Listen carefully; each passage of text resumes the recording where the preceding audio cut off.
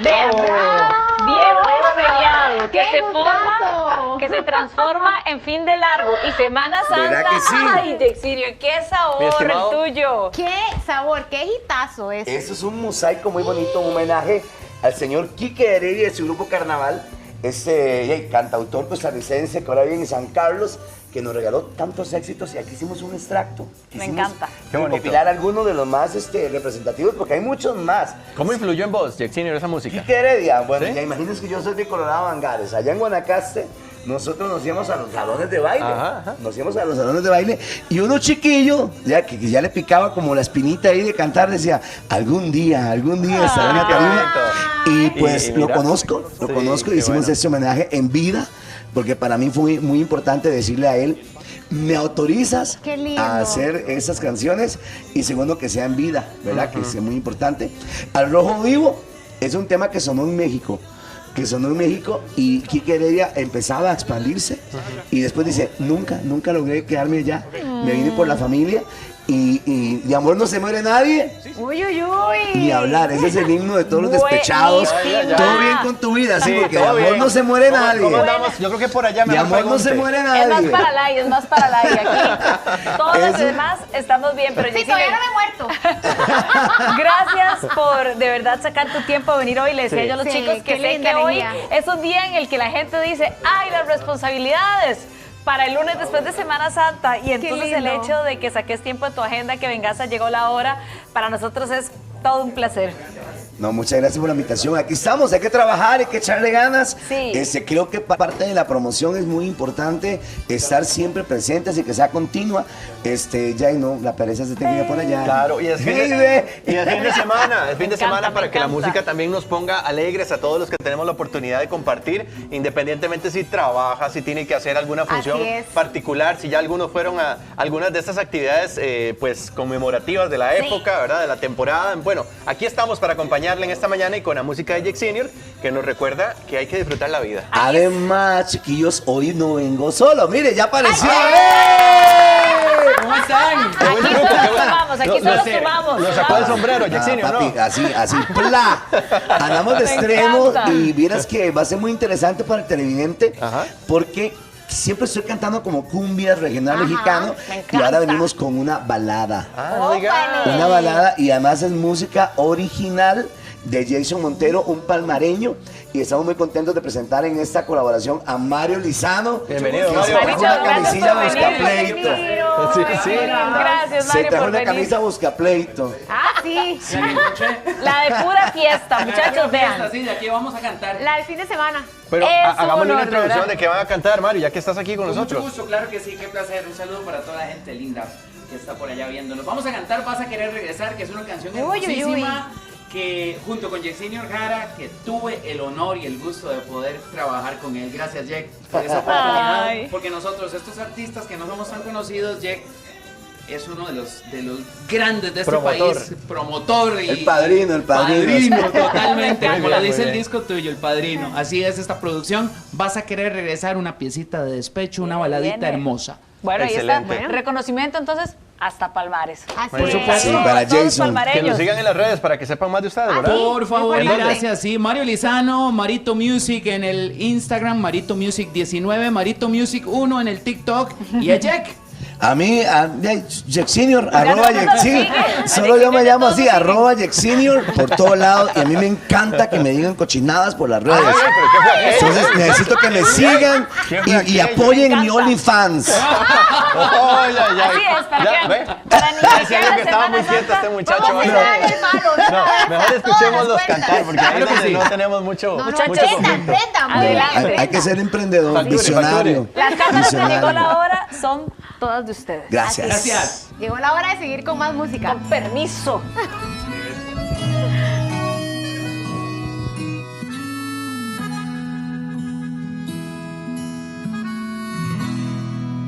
¿A quién piensas engañar? Si ambos sabemos que es en mí en quien tú siempre piensas. Aunque los besos al despertarte te los da él. son los míos los que a ti te roban la inocencia. Sé que muchas veces quieres volver, el orgullo de tenerlo todo es lo que no te deja. Equivocada si piensas superarme con él. El dinero no borra las marcas que el amor deja.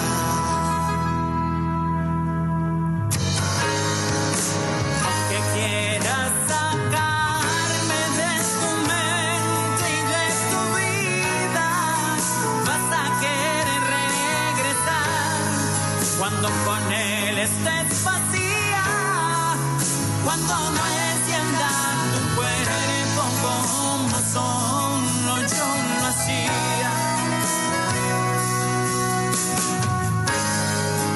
Ojalá que descubras la fórmula del olvido que pueda comprar tu amor y que cumpla tus caprichos, porque si tú no lo amas como a mí, yo te lo digo, vas a querer volver conmigo.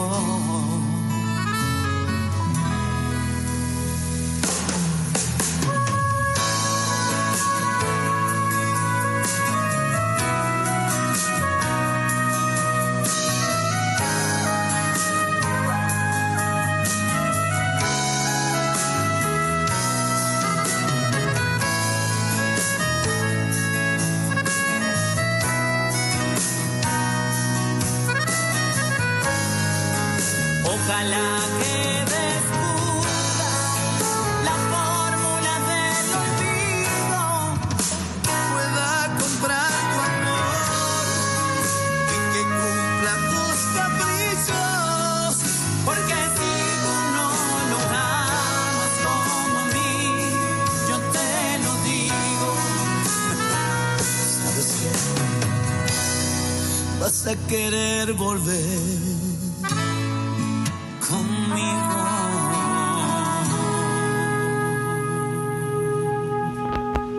¡Bravo! ¡Eh! ¡Qué piezón! Vio qué despecho. Pero yo les voy a decir, yo venía así con una fuerza de la primera canción Sí, y ahora ya yo aquí. Ahora quiere llorar. Cortavenas. Pero es que la canción, esta Ay, canción no, tiene no, Llore conmigo, mami. eso rico de la venganza, lo rico de la venganza, porque no hay nada más terrible que a uno lo tiren por un caño y luego uno esté dándolo todo y ese acto le recuerde al ex. O le recuerde a Ay, la no, ex. O le recuerde un pasado. Así que cuando usted quiera besarlo como me besaba a mí, vas a querer regresar conmigo. Eso es prácticamente ¿Será? una sentencia. Una sentencia. ¡Qué Dios fuerte! santo. No, pero qué Vaya. piezón, en serio. Muchas gracias. Mire, Original, de además, verdad, es muy qué importante bonita. que apoyen la música original y vayan Claro, a las plataformas digitales. Ahí está toda la música, ahí está todo el disco también. Y apoyen a Marito, que Marito está echándole ganas. Así que invitadísimos a que vayan a mis redes sociales también y busquen la música nacional. Así Vamos es, a ir apoyarlos. manejando y llorando y ni por nadie, pero se Vamos, vive, se Paquita, vive. Aunque no haya vamos, gente de Paquita. El espíritu de Paquita, ven a mí. Concesión. Ay, qué lindo, chiquillos, de verdad. Bueno, qué muchas lindas gracias, de cosas verdad. tienen, Gracias por compartir con nosotros en Pura este, vida. en Muchísimas este gracias. programa. Así es, nosotros vamos al programa para hoy. Así es, porque viene muy variadito. Detrás de cada sonrisa puede haber una batalla que es completamente invisible. Y por eso hoy conversaremos sobre un tema urgente, pero también real, y es la prevención del suicidio. ¿Por qué hablar y escuchar de este tema realmente puede salvar vidas? Muy importante. Y otro de los temas que abordaremos en Llegó la Hora. Usted ha escuchado de los ciclos, que mucha gente dice, es que ya terminó mi ciclo. Bueno, cerrar ciclos no es perder, es ganar libertad, fuerza y claridad. En Llegó la Hora descubriremos cómo soltar con amor, sanar con valentía y dar el primer paso hacia un nuevo comienzo. Esto y mucho más aquí en Llegó la Hora. Bueno, y más adelante hablaremos de turismo regenerativo. Si no has escuchado, pues tenés que saber que no se trata trata solo de descubrir nuevos destinos, sino de dejar cada lugar mejor de cómo lo encontramos. Así es, y privacidad o derecho a saber. Hoy analizaremos la delgada pero peligrosa línea entre los datos sensibles y los de interés público. Claro. Y de esta forma comenzamos. Vamos, Anita. Adelante, Sara.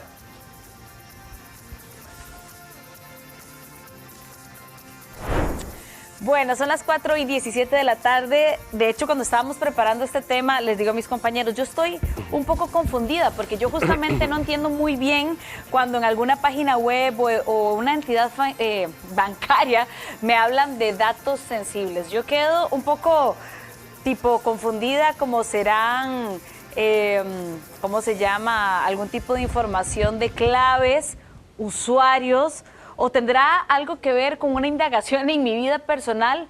Pues la verdad es que yo quedo como muy confundida. Y bueno, para eso hoy, Germán, usted nos acompaña hoy para ver si me ayuda a esclarecer ese tema en mi cabeza, porque justamente también, como lo mencionamos, no es lo mismo un dato sensible en mi posesión que si es de interés público.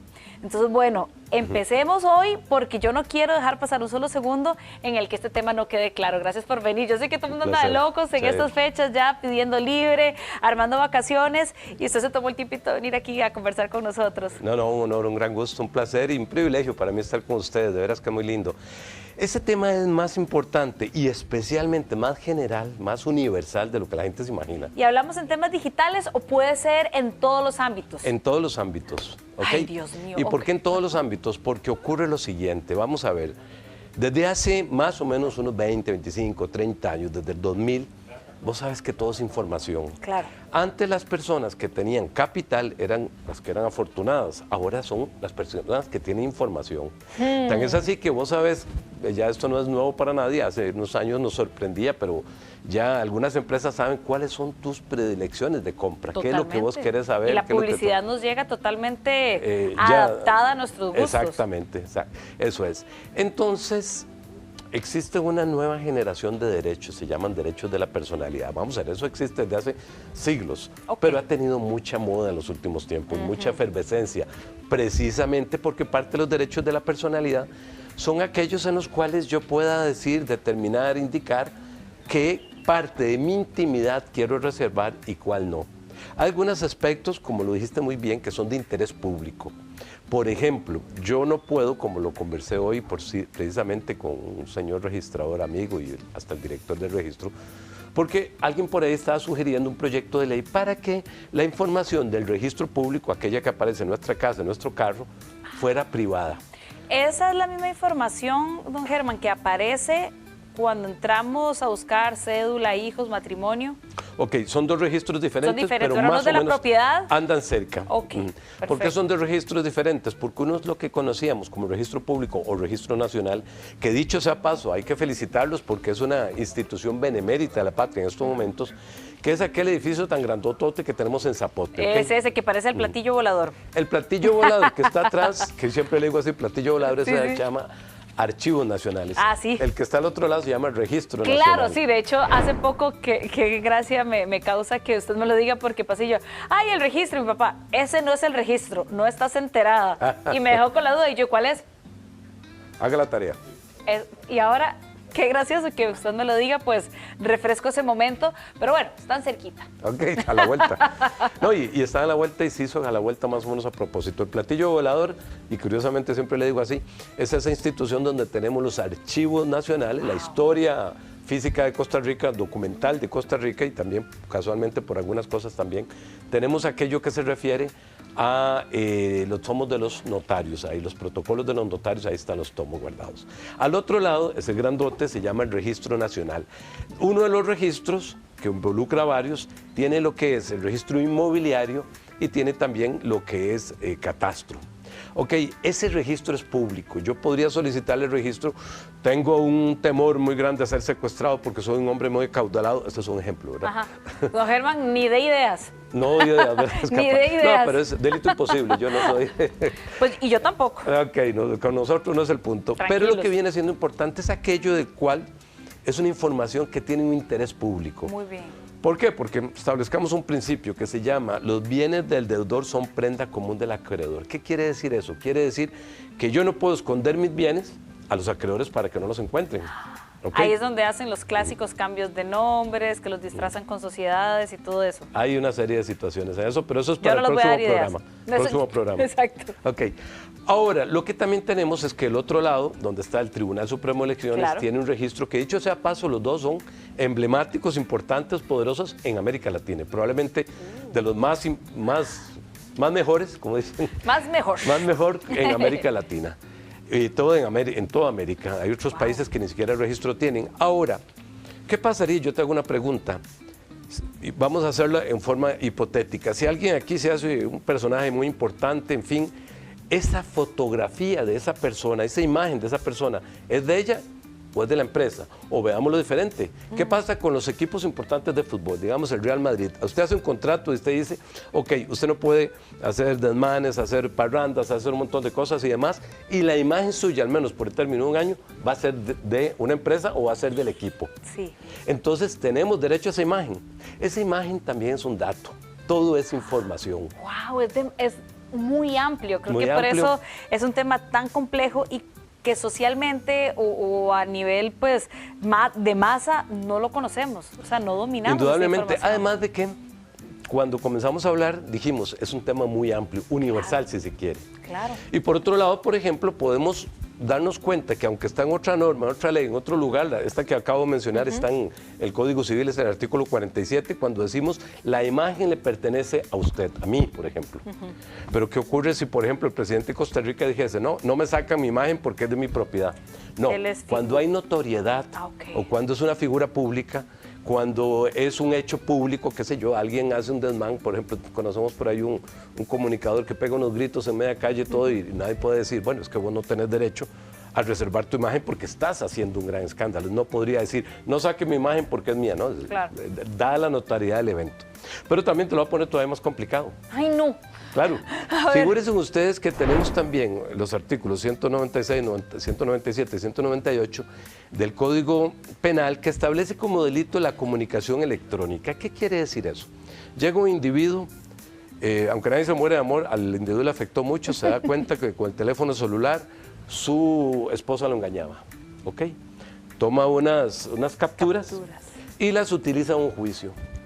En primer lugar, fue prueba que no podía utilizar porque se tiene la suerte de que las comunicaciones electrónicas, las pantallas, la captación de audios, solo puede ser utilizada, eso casi nadie lo sabe. Por orden de un juez, si pide que se haga... Por orden de un juez podría ser o que yo lo autorice, ¿ok? Y si no es un delito.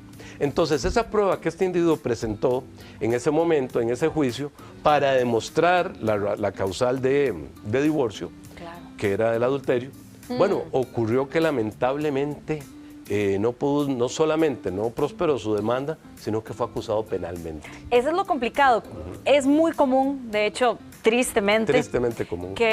Y voy a decir, aquí, chicas, me perdonan si no es el caso, pero en mi vida lo he visto con mis amigas, que muchas de ellas...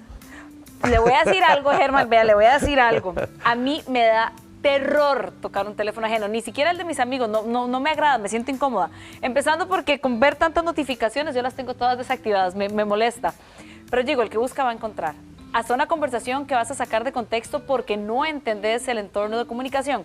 Pero yo le tengo pánico a revisar teléfonos, pero sí tengo un par de amigas, para no decir más, para que no crean que solo tengo tóxicas a mi alrededor, que lo han hecho, y lo han hecho con relativa frecuencia. Se los he comentado. Si el tipo es porque le agarras algo, pero si se pusiera vivo, además de vivazo realmente puede demandarte por revisar información confidencial y personal.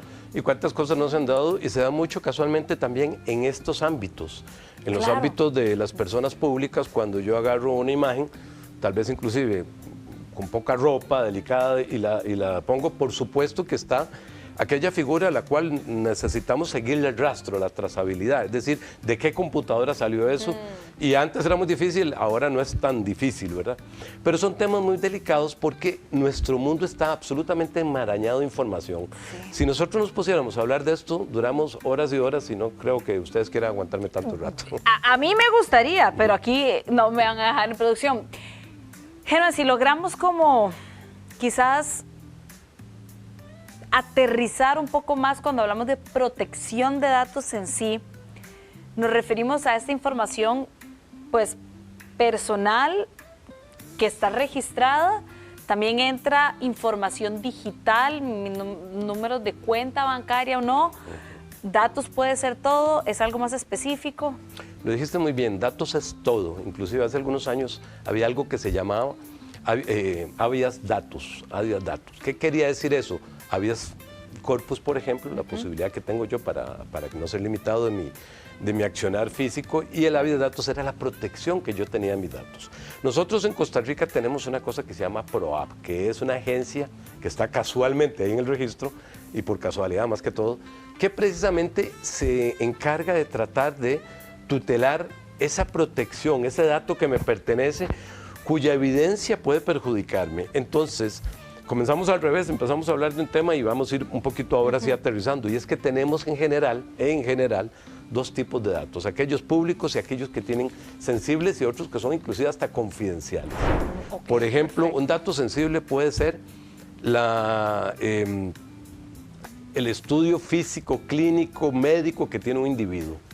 En la caja para una persona se reveló una situación que tiene esta persona, una enfermedad que le podría generar mucho conflicto, mucho bochorno, muy complicada. Eso es un dato sensible, no debía de haberse revelado. Es decir, el famoso EDUS es un dato sensible, es un dato que cada quien lo puede manejar. O por ejemplo, las predilecciones sexuales de las personas, es un dato sensible también, es decir, su tendencia sexual, que puede ser que no sea la típica. ¿Sensible y confidencial termina siendo lo mismo? Bueno, desde el punto de vista jurídico es casi lo mismo, desde el punto de vista, digamos, humano, confidencial todavía tiene un mayor grado de sensibilidad. Sí, como de gravedad, o sea. De gravedad, claro. Y pues sí, nadie debiera meterse en este tipo de preferencias humanas, pero me imagino que no sería tan grave, y usted me va a corregir para ver si es que yo voy entendiendo, no sería tan grave a nivel legal que se sepa la preferencia sexual de una persona a que se sepa, por ejemplo, mi información bancaria y que puedan accesar a ella. Por supuesto, ¿O qué claro, papel pero juega este tipo de información? Lo dijiste muy bien, porque es que probablemente exista un concepto muy generalizado y objetivo de decir, yo no quiero que se conozca mi información bancaria. Casi nadie va a querer eso. Claro. Por dos razones. Una, porque es un dato sensible, es mi intimidad financiera, la gente no tiene por qué saber si tengo o no tengo, para no ser secuestrado, como hablamos al principio, ¿verdad? Mejor que sepan, más si no me llevan. Y sí, ¿verdad? Si saben mi situación bancaria, pues estar tranquilo. Exacto. La segunda también es porque con eso precisamente se hacen sustracciones económicas, que ya todos lo sabemos. Ese es el que nos da Eso es un pánico. dato, y es un dato que tiene que tener un alto grado de sensibilidad. Pero la otra forma de verlo, la confidencialidad, tiene que ver que hay alguna persona que puede tener algún tipo de tendencia dentro del punto de lo lícito, porque, y lo digo con total respeto, por dicha en Costa Rica las personas del mismo sexo se pueden casar, tiene mucho que ver en eso. ¿Por qué? Porque hay personas que dicen, ok, yo no quiero que eso se sepa. Si fuese una preferencia en un acto ilícito, como Bueno, ya sabemos que hay, si esa información sí podría ser de dominio público por prevención. Sobre todo podría ser de dominio público, pero por otra razón, por delito, porque es un acto ilícito. ¿Qué sé yo? Vamos a ver, estamos hablando la no tan pequeña línea recta que separa lo que es la confidencialidad de mi dato con otra figura que podría ser el que yo genere o incurra en un delito. Por ejemplo, qué sé yo, ahora tristemente, porque realmente es algo verdaderamente bochornoso, de ahí hay tipos, sobre todo porque eso lo he visto en hombres, que les gusta comerciar con fotos con pornografía infantil. Claro. Ya yo no puedo estar argumentando que ese dato está dentro del foro de mi intimidad, sino que estoy haciendo es un delito. Exacto, ¿Okay? ok. Y Entonces, saber que exhibición, que si esa información es un delito, deja de ser confidencial. Deja de por ser así decirlo. tutelado por la ley en ese sentido porque Muy estás bien. cometiendo un delito. Muy bien. Esto tiene mucho que ver con aspectos donde mucha gente dice, bueno, es que nací con el cuerpo equivocado, nací, bueno, pero tu cuerpo es que sos un hombre de 60 años y no una niña de 14. Claro. Esa es una gran realidad, ¿verdad? Entonces, bajo ese entendido, bajo esa estructura de ideas, nos vamos a dar cuenta que esto, como lo dijimos al principio, es universal, es toda una especie de cosmología, un cosmos de datos, porque eso es lo que está viviendo el ser humano. Y luego ahora tenemos la posibilidad de tener más datos, organizarlos mejor y sobre todo trasladarlos con mucha facilidad. Hace muchísimos años obtener la información era muy difícil. Ahora lo que ocurre es que puede existir más bien aspectos como una especie de pandemia de información, porque te llega un montón de cosas que son falsas, con el agravante que tiene que ver con lo que estamos hablando, de que además de eso podemos estar en esa figura también particular, que es que la inteligencia artificial puede provocar datos, en este caso imágenes, que sean de Trump haciendo no sé qué cosas. Sí, alteradas totalmente. Exactamente. Entonces, ¿y a quién le echa la culpa, verdad? ¿Cuál es la variación entre que una persona sea de interés público y una persona, pues, por decirlo de alguna manera, anónima, alguien que no tiene ningún tipo de trabajo o interacción pública para cierta información? Yo veo, por ejemplo, el caso de los políticos, pues que se deben al pueblo que los eligió en una democracia como lo es Costa Rica, y por supuesto que las investigaciones son bastante amplias. ¿Cuál es esa línea entre que tu información sí es de dominio público y ahí pues la protección de datos varía, me imagino, y cuando no? Lo dijiste muy bien, muy interesante, y te voy a decir por qué. Porque ocurre que a mí no me gusta mucho hablar de artículos porque la gente, pero hay uno que es muy importante, o algunos que son muy importantes. Son los primeros artículos del Código Civil, siempre digo que es como la segunda parte de la Constitución Política, habla de derechos fundamentales. Los derechos fundamentales se puede imaginar que son los más importantes, muchos de ellos inclusive titulados por los derechos humanos. En los años 50, 60 los derechos humanos era el derecho a la salud, a la libertad, a la expresión. Ahora son cosas como las que estamos hablando, que son derechos de la personalidad, dentro de los que se tienen la intimidad. Nos dice este artículo, que es concretamente 47 y 48, y es que dice que la imagen de una persona le pertenece a la persona. Como variante lo que hablábamos hace un rato, como si yo soy un gran jugador de fútbol, igual hipotético, ¿verdad? Delito imposible. Hubieras podido. No tuve la oportunidad. ¿La rodilla? No, vos sabes en lo que sí me hubiera podido desempeñar, según dicen, ¿Qué? que era chiquitillo, que era cantando, porque ahora me metí a clases de canto.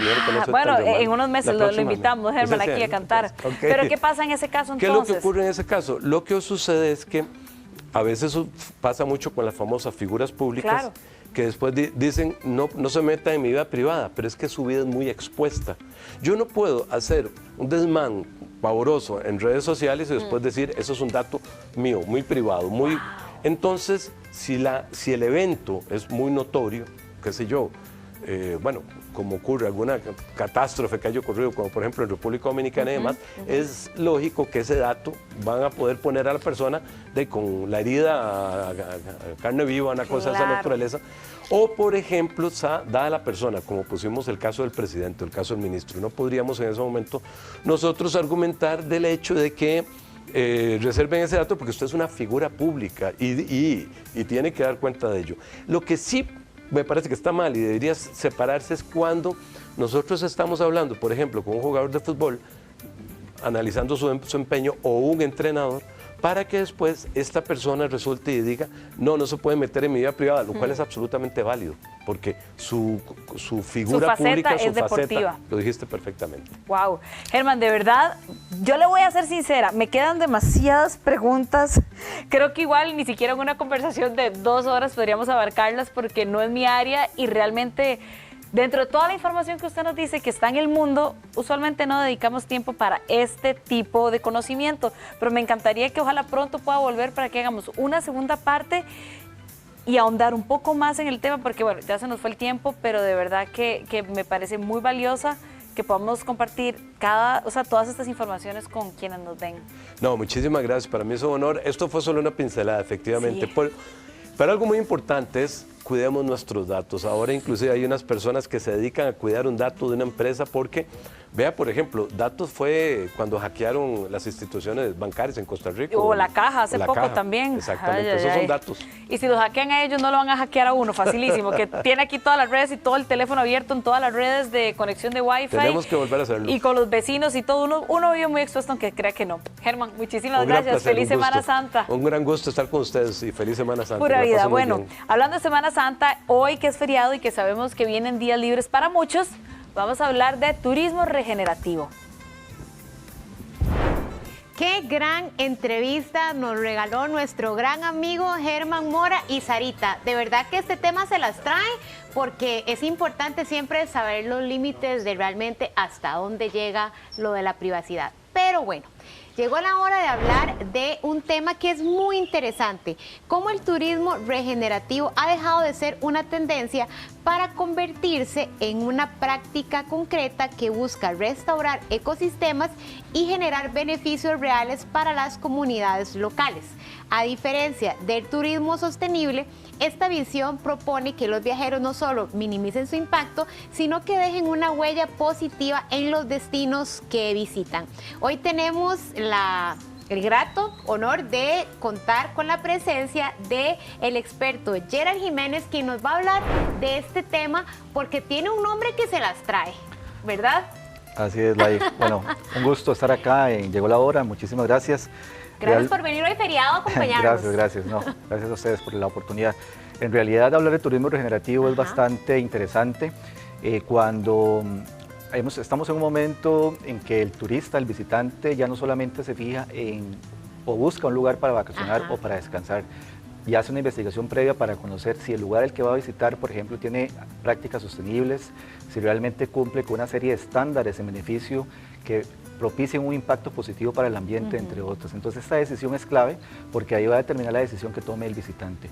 Nosotros como un hotel que por más de 50 años ha trabajado en este proceso, creemos que llegó el momento de que la gente tenga la oportunidad de tener una inmersión más en el turismo regenerativo.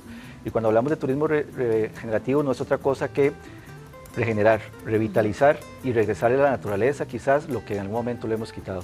Y lo hacemos de muchas formas. Desde el hotel pues tenemos una serie de programas claves que nos han permitido potenciar y servir de motor para que los ecosistemas y su entorno realmente se mantengan en el tiempo. Entonces, qué mejor experiencia que vacacionar, pero también estar en un lugar en donde yo puedo disfrutar de un sendero, disfrutar de la fauna, disfrutar de animales silvestres y saber que en esos espacios se ha trabajado por muchísimo tiempo para poder mantener en el tiempo esos entornos. Entonces, realmente, como bien lo apuntabas al inicio, el concepto de turismo regenerativo quizá en algún momento se ha visto como una tendencia, una moda, pero desde Punta Leona, Beach Club and Nature Resort, nosotros realmente hemos tenido la oportunidad de trabajar por muchísimos años. Y un ejemplo claro de eso es nuestro programa de conservación y protección de la lapa roja. Hace más de 30 años iniciamos con esta iniciativa, gracias al apoyo de científicos y estudios, se descubrió que esta importante ave estaba escasa en la zona y nos empezamos a preguntar por qué. Y una de las razones era que quizás no había el suficiente espacio, hábitat o entorno para que esta ave se mantuviese ahí.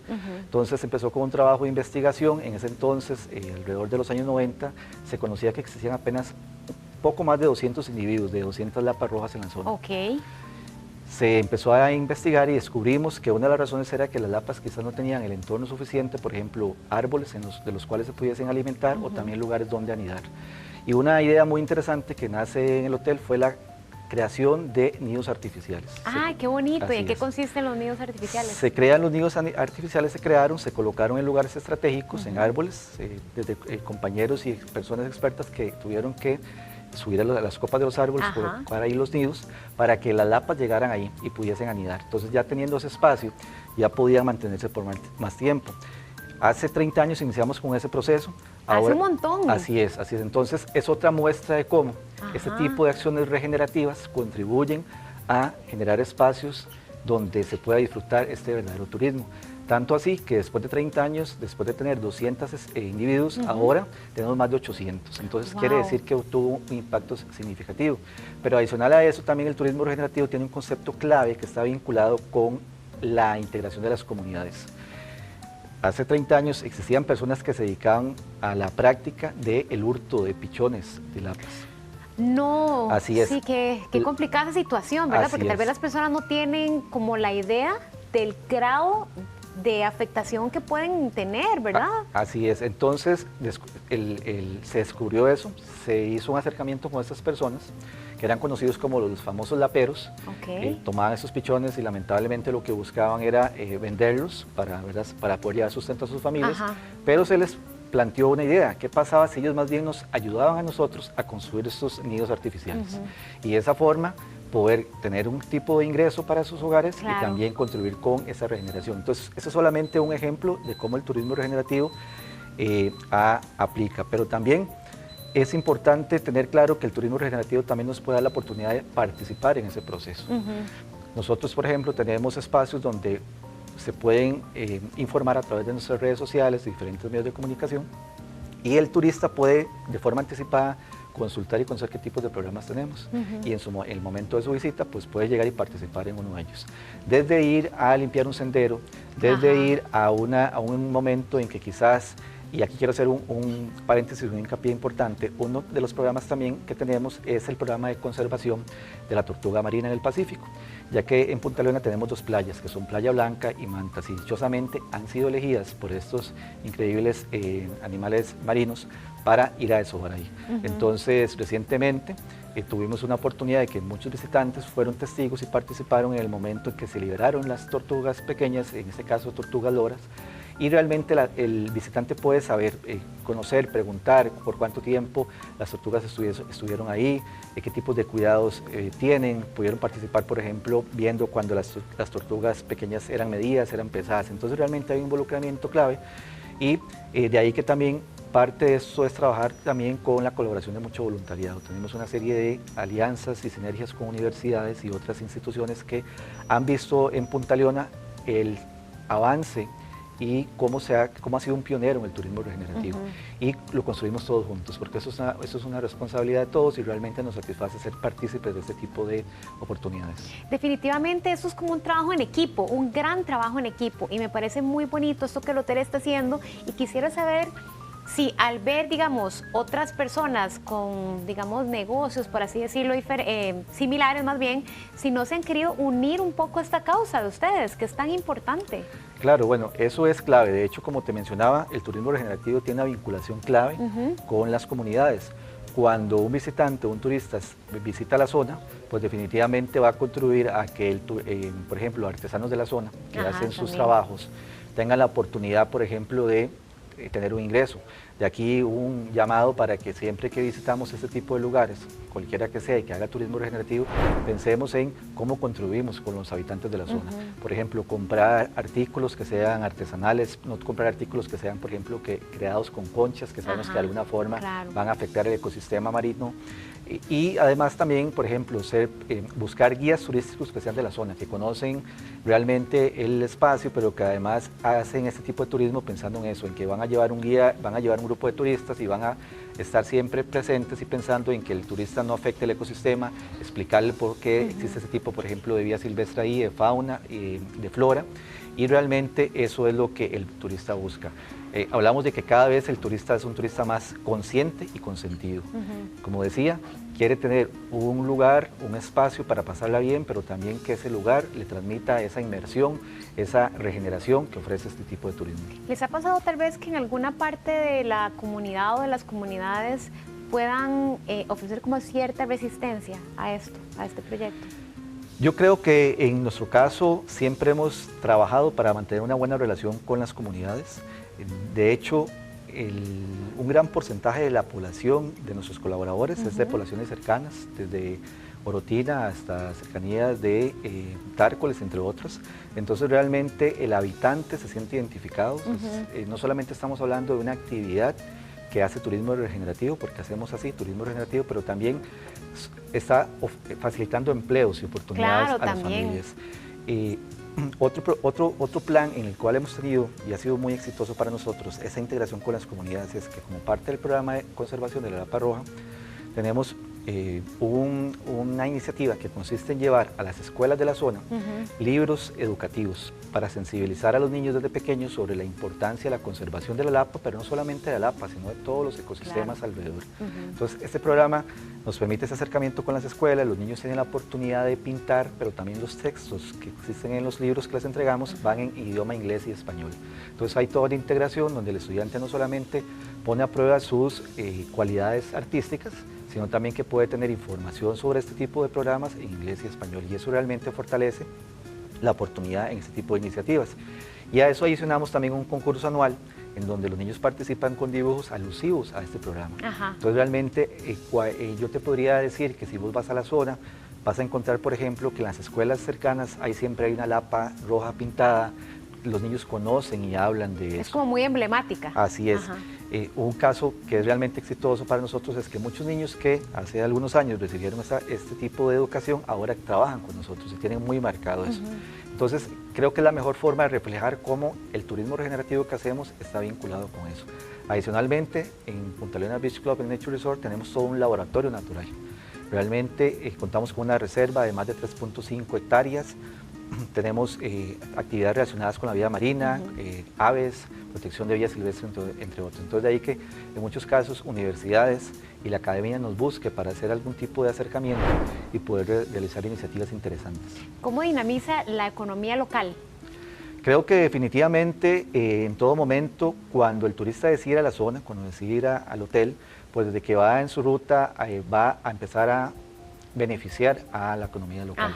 Pasa por una soda a desayunar, pasa quizá a comprarse un refresco, pasa el famoso tárcoles, ¿verdad? Que no lo podemos perder, es verdad. Donde las personas les encanta pasar a mirar si hay cocodrilos, que es lo más famoso, ¿verdad? Pues en ese trayecto definitivamente hace todo una colaboración a la comunidad.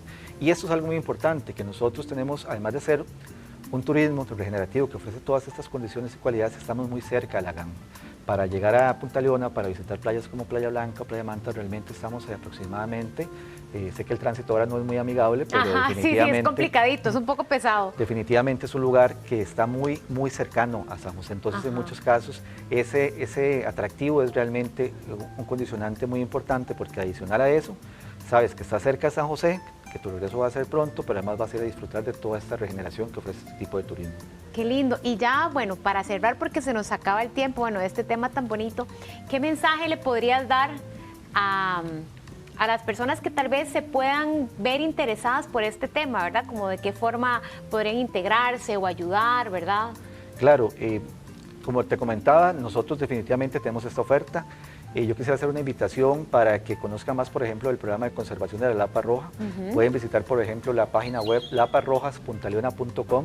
Ahí vamos a encontrar cámaras de los nidos de las aves, de las lapas rojas, que están en vivo 24 horas, los 7 días, todo el año. Entonces, imagínate, por ejemplo, tener la facilidad desde tu teléfono o una computadora, poder estar apreciando el proceso de anidación de una lapa, el proceso en que la lapa está con sus polluelos en cualquier momento del día. Entonces realmente es una experiencia muy interesante y obviamente de ser posible visitar nuestras redes sociales, solicitar más información y conocer más sobre nuestros programas. Y reiterar, ser un turista y un visitante consciente, buscando siempre alternativas que busquen y que ofrezcan este tipo de acciones regenerativas. ¿Nos podrías hablar un poquitín más? Porque quisiera saber, porque ya nos hablaste bastante, digamos, como de la lapa roja y todo, ¿verdad? Y de lo de la comunidad. Y también como que a los niños desde chiquititos se les inculca un poco, ¿verdad? O bastante lo que es el cuidado. ¿Se podría, digamos, transmitir eso no solo como a los niños, digamos, de la comunidad, sino, digamos, a nivel ya nacional o incluso fuera de nuestras fronteras también? Claro, definitivamente, y es uno de los proyectos que tenemos a mediano y largo plazo.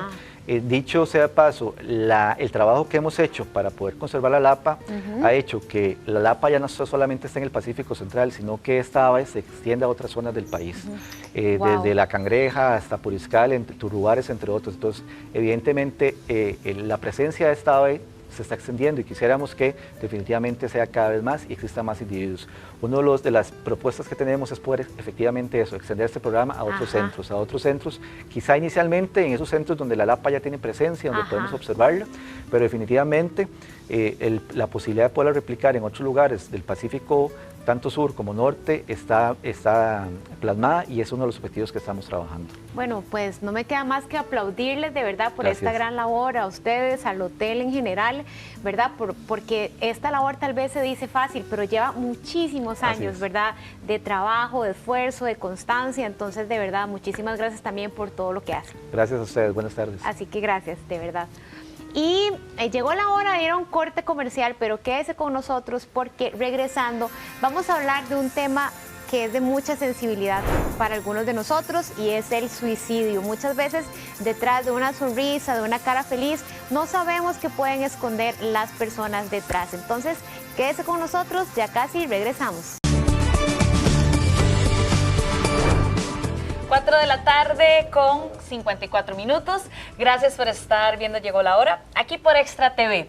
Estamos pues felices de que hoy sea un día feriado, de que puedas descansar si así tu trabajo lo permitió y si no, que te dediques este ratito para pasarla muy bien. Viene un fin de semana bonito, muchos la otra semana tienen o toda o algunos días de la semana libre. Y bueno, hoy queremos hablar de un tema que justo estábamos diciendo aquí entre nosotros antes de empezar, que es un tema delicado, pero a la vez le comenté a mis compañeros, bueno, es delicado, pero tenemos que hablarlo. Creo que ignorar el tema o fingir que no pasa no va a mejorar la situación y porque lo hablemos tampoco va a incrementar la tasa de suicidio en nuestro país. Y justamente ese es el tema que vamos a abarcar hoy. Por supuesto que no estoy sola y realmente estos espacios a mí personalmente me encantan porque es tanta la riqueza que aprendemos de especialistas y son tantas las herramientas que podemos tener para nosotros mismos si llegamos a estar en una situación como esta o un familiar que vemos que podría pasar por algo similar, que realmente entre más lo hablemos yo creo que todos tenemos mucho más conocimiento, pero al final de la entrevista veremos y decidiremos si eso es pues así o no. Así que bueno, muchachos, ¿listos para hablar hoy de esto? Bienvenido, doctor. Ay, de verdad. doctor, muchísimas Dios gracias. mío. Qué dicha y gracias por haber venido hoy, feriado, Semana Santa, así que gracias Mauricio Campos, bueno doctor pues Campos por haber venido hoy. Psiquiatra. Aceptar este reto. No, muchísimas gracias por la invitación. Yo sé que todo el mundo se está preparando Sí. ya para iniciar las vacaciones y Así para es. iniciar días muy bonitos de reflexión, pero qué más posibilidad, ¿verdad?, de reflexionar que acerca de un tema como este Así para es. el día de hoy. Lo que surge siempre sobre la mesa es ¿cómo abordamos este tema? ¿Lo agarramos con pinzas o le entramos con todo? Porque muchas veces pasa como decía ahora Sara, es el momento en donde decimos, no, es que este tema yo ya sé y lo manejo a mi manera. Y subestimamos lo que la otra persona pueda estar sintiendo, que en este caso puede ser el mundo encima, ¿verdad? Claro. ¿Cómo logramos abordar un tema de conversación como este, ya sea familia, amigos o gente cercana? Bien, lo que estamos tratando de motivar, ¿verdad?, a las personas en general y pues con programas como el de ustedes el día de hoy, es que pueda ponerse sobre la mesa este tema. Así como hace tal vez algunos años, ustedes recuerdan que era muy difícil hablar, por ejemplo, de una situación tan difícil como lo que era el abuso sexual, ¿verdad? Entonces, pero qué problema, porque no se tocaba, no se hablaba y al mismo tiempo sabíamos que estaba pasando y que lastimosamente pasaba en las familias y en Se épocas anteriores. Y normalizaba ahora, en el silencio. exactamente, ¿verdad? Entonces con el suicidio pasa similar porque fíjate que aunque el suicidio es a veces digamos la máxima consecuencia de a veces de una historia muy triste de una persona o que venga arrastrando circunstancias que lastimosamente llevan a la persona a la desesperación y posteriormente a un intento de suicidio, un suicidio, siempre conversamos, ¿verdad?, de que hablar salva vidas. Entonces, pues hablar es conversar acerca de un tema aunque sea difícil. ¿Qué significa esto? Que cuando una persona se está sintiendo tan mal que en algún momento tiene un pensamiento como de, uy, sería mejor estar muerto, o yo me levanto y le pido a Dios mejor que me lleve, o empiezo a sentirme tan desesperado, o tan triste, o tan agobiado, que hasta esa sensación de deseos de morir empieza a aparecer. Entonces es muy importante normalizarlo en el sentido de que, bueno, a cualquiera de nosotros nos puede pasar en medio de ciertas circunstancias. Doctor, y que poderlo poner en palabras. nosotros como personas cercanas, como lo mencionó Dani, por supuesto que es tan crítico que aconsejar jamás. O sea, creo que deberíamos aprender a dejar de aconsejar a la gente, empezando por ahí, porque lo que a nosotros nos funciona, pues quizás al otro no. Exacto. Pero con escuchar es suficiente. recomendar que vaya a un especialista es muy frío para ese momento en la persona. Quizás si hoy Lai me lo menciona o escucho estas frases, Ajá. yo sin ningún tipo de preparación médica, ¿cómo podría abordar esa conversación? Bien, lo ideal es que nos preparemos y que nos capacitemos y sensibilicemos en temas como este para poder abordar adecuadamente una persona. Pero en muchas ocasiones tenemos que ser muy sinceros de que, por ejemplo, en un colegio, en una escuela, ¿quiénes se dan cuenta primeramente de que un compañero o una compañera está mal? No es el profesor, no, fíjate que no es el profesor, no es el director, no es la psicóloga del colegio, son los mismos chicos que están alrededor, los mismos compañeros los que se dan cuenta de que, uy, mira qué raro, esta amiguita vino mal, o está triste, o se están separando los papás y está muy afectado, muy afectado. Entonces vieran que es muy importante porque parte de lo que se ha tratado a nivel de prevención, a nivel mundial, es que se trabaje desde la niñez y desde la adolescencia, desde los centros educativos, en hablar sobre salud mental, ¿verdad? O sea, es un tema que hay que poner sobre la mesa y hay campañas ya anuales, ¿verdad? Una vez al año que se habla sobre prevención de suicidio y todo esto, y entonces es muy importante esto que decías. Bueno, hablémoslo. Si se logra hablar, entonces la persona puede pedir ayuda a tiempo. Y cuando pide ayuda, lo más importante es esto que dijiste al inicio, la escucha. No tanto de, mira, yo te voy a hablar de mi vida y de lo que yo, a mí me pasó. No, tanto de la escucha. O cuando dicen, eso no es nada. Eso es el otro extremo, ¿verdad? Que es minimizar lastimosamente que una persona esté viviendo una circunstancia desesperanzadora y que más bien te encontres con una persona que es como una pared y más bien dice, no hablemos de eso, ¿verdad? Doctor, y eso pasa hasta a nivel profesional. Ahora que usted dice eso, la Organización Mundial de la Salud lo tiene entre la segunda o tercera causa de muerte entre los jóvenes de 15 a 24 años. Exacto. Y esto también me genera una pregunta, porque uno que es papá también eso le genera una conversación interna de cuáles son esos indicadores de que hay que atender, porque se habla mucho de la depresión, pero no siempre la depresión se manifiesta de la misma manera o no siempre llevaría la depresión a un suicidio. Exacto, no precisamente que una persona esté deprimida es que va a llegar a un suicidio, pero lastimosamente se convierte en una de las consecuencias más tristes, más dolorosas de una persona que tal vez no puede ser atendida o no ha sido abordada adecuadamente o que en algún momento una depresión conlleva ya una depresión severa, crónica, no tratada y que en algún momento llegamos a esta consecuencia. Ahora, esos indicadores que dices vos son muy importantes.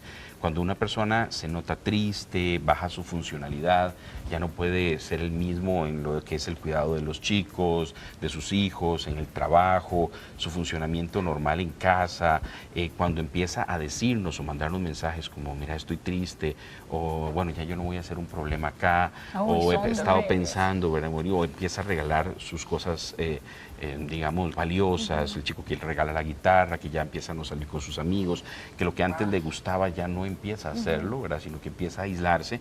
Entonces, todos son esas señales que nosotros, como vos lo decís, como papás, deberíamos de estar atentos, ¿ok? Y lo maravilloso es cuando los chicos pueden hablar con nosotros, nos pueden decir, papá, mamá, me siento triste, me siento mal. Y a veces esta pregunta, ¿verdad? Porque ustedes me lo pueden decir, doctor, ¿y cómo preguntamos esto?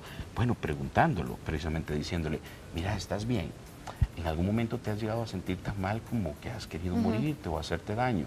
Eso es una pregunta que nosotros debemos hacer en nuestro consultorio. ¿Y cómo, doctor? Perdón, es que la entiendo la pregunta hace rato. Ahí está así como la amarilla. No, sí. De hecho, creo que ya olvidé lo que yo iba a preguntar.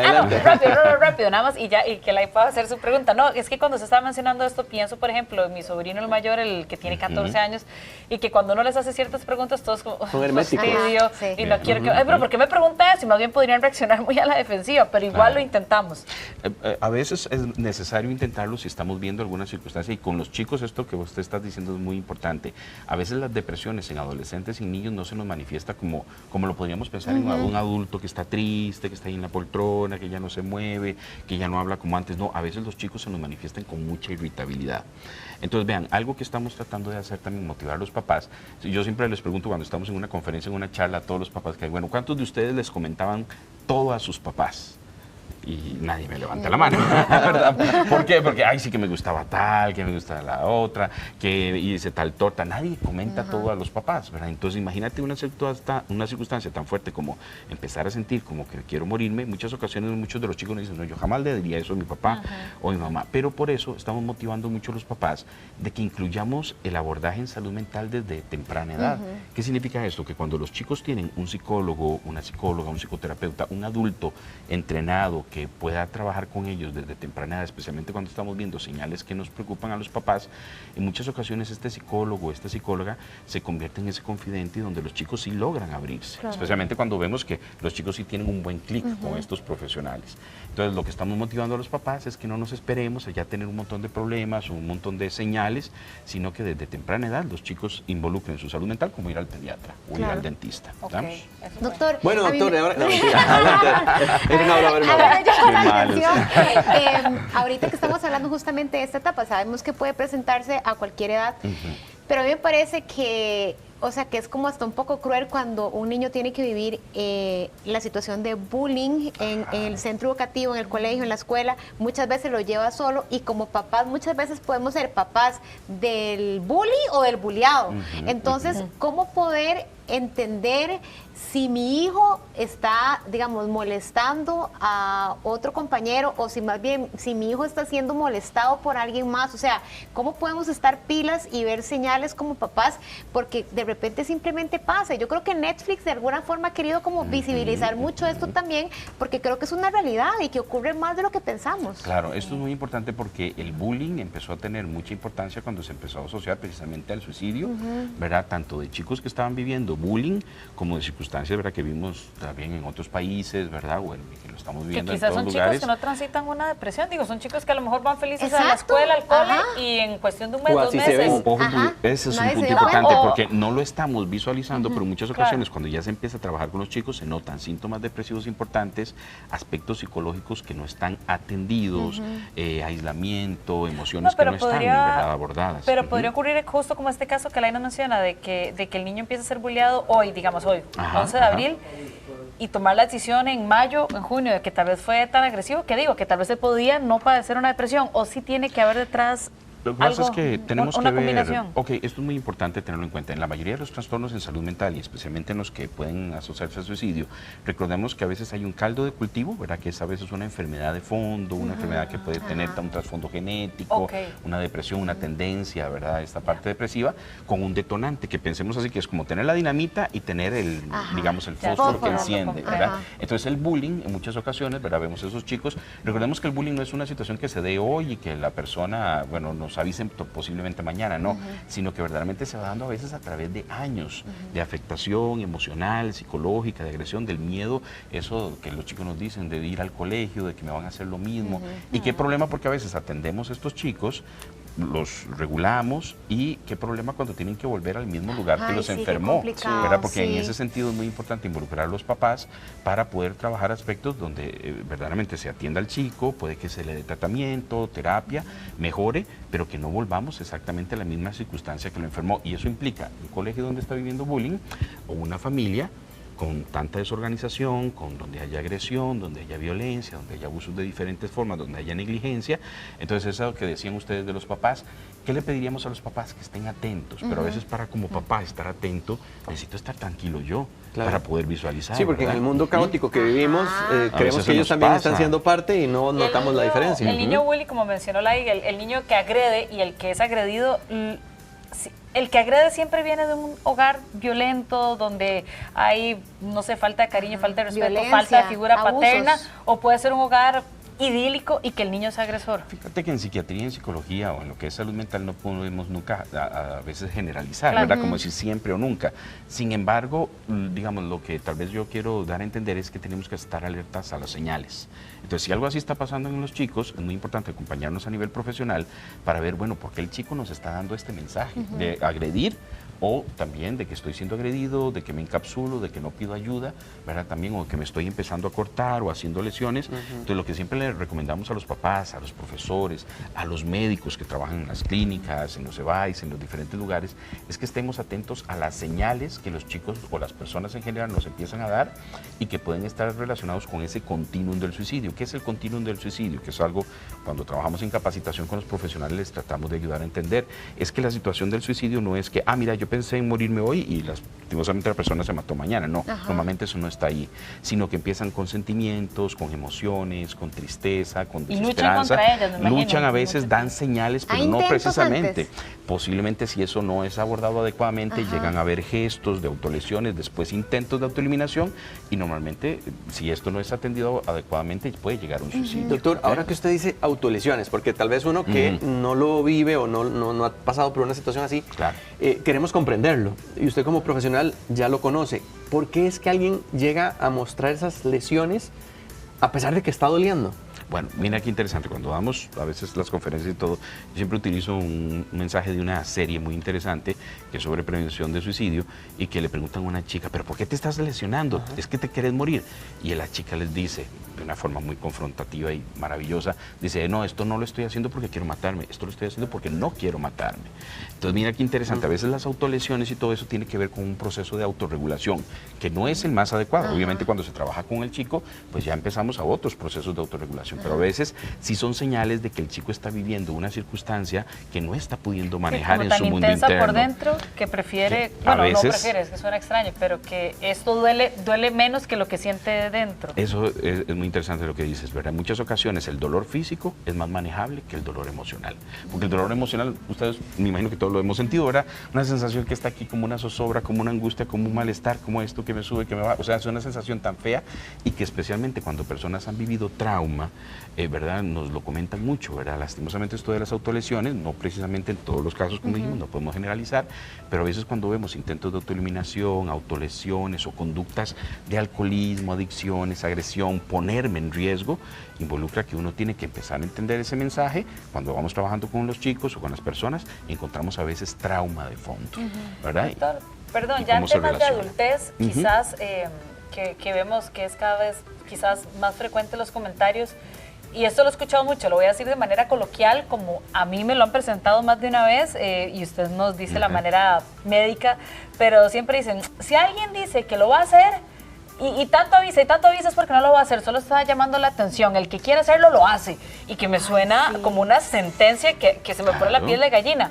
¿Pero hay algo de verdad en eso o Bueno, tampoco? Mira, cuando precisamente se dan las capacitaciones, tanto a profesionales como a población en general que pueda estar en contacto con gente con riesgo, se habla de los mitos alrededor del suicidio. Y eso precisamente que estás hablando es uno de los mitos. Ah, no, la persona que lo dice no lo va a hacer porque ya lo hubiera hecho.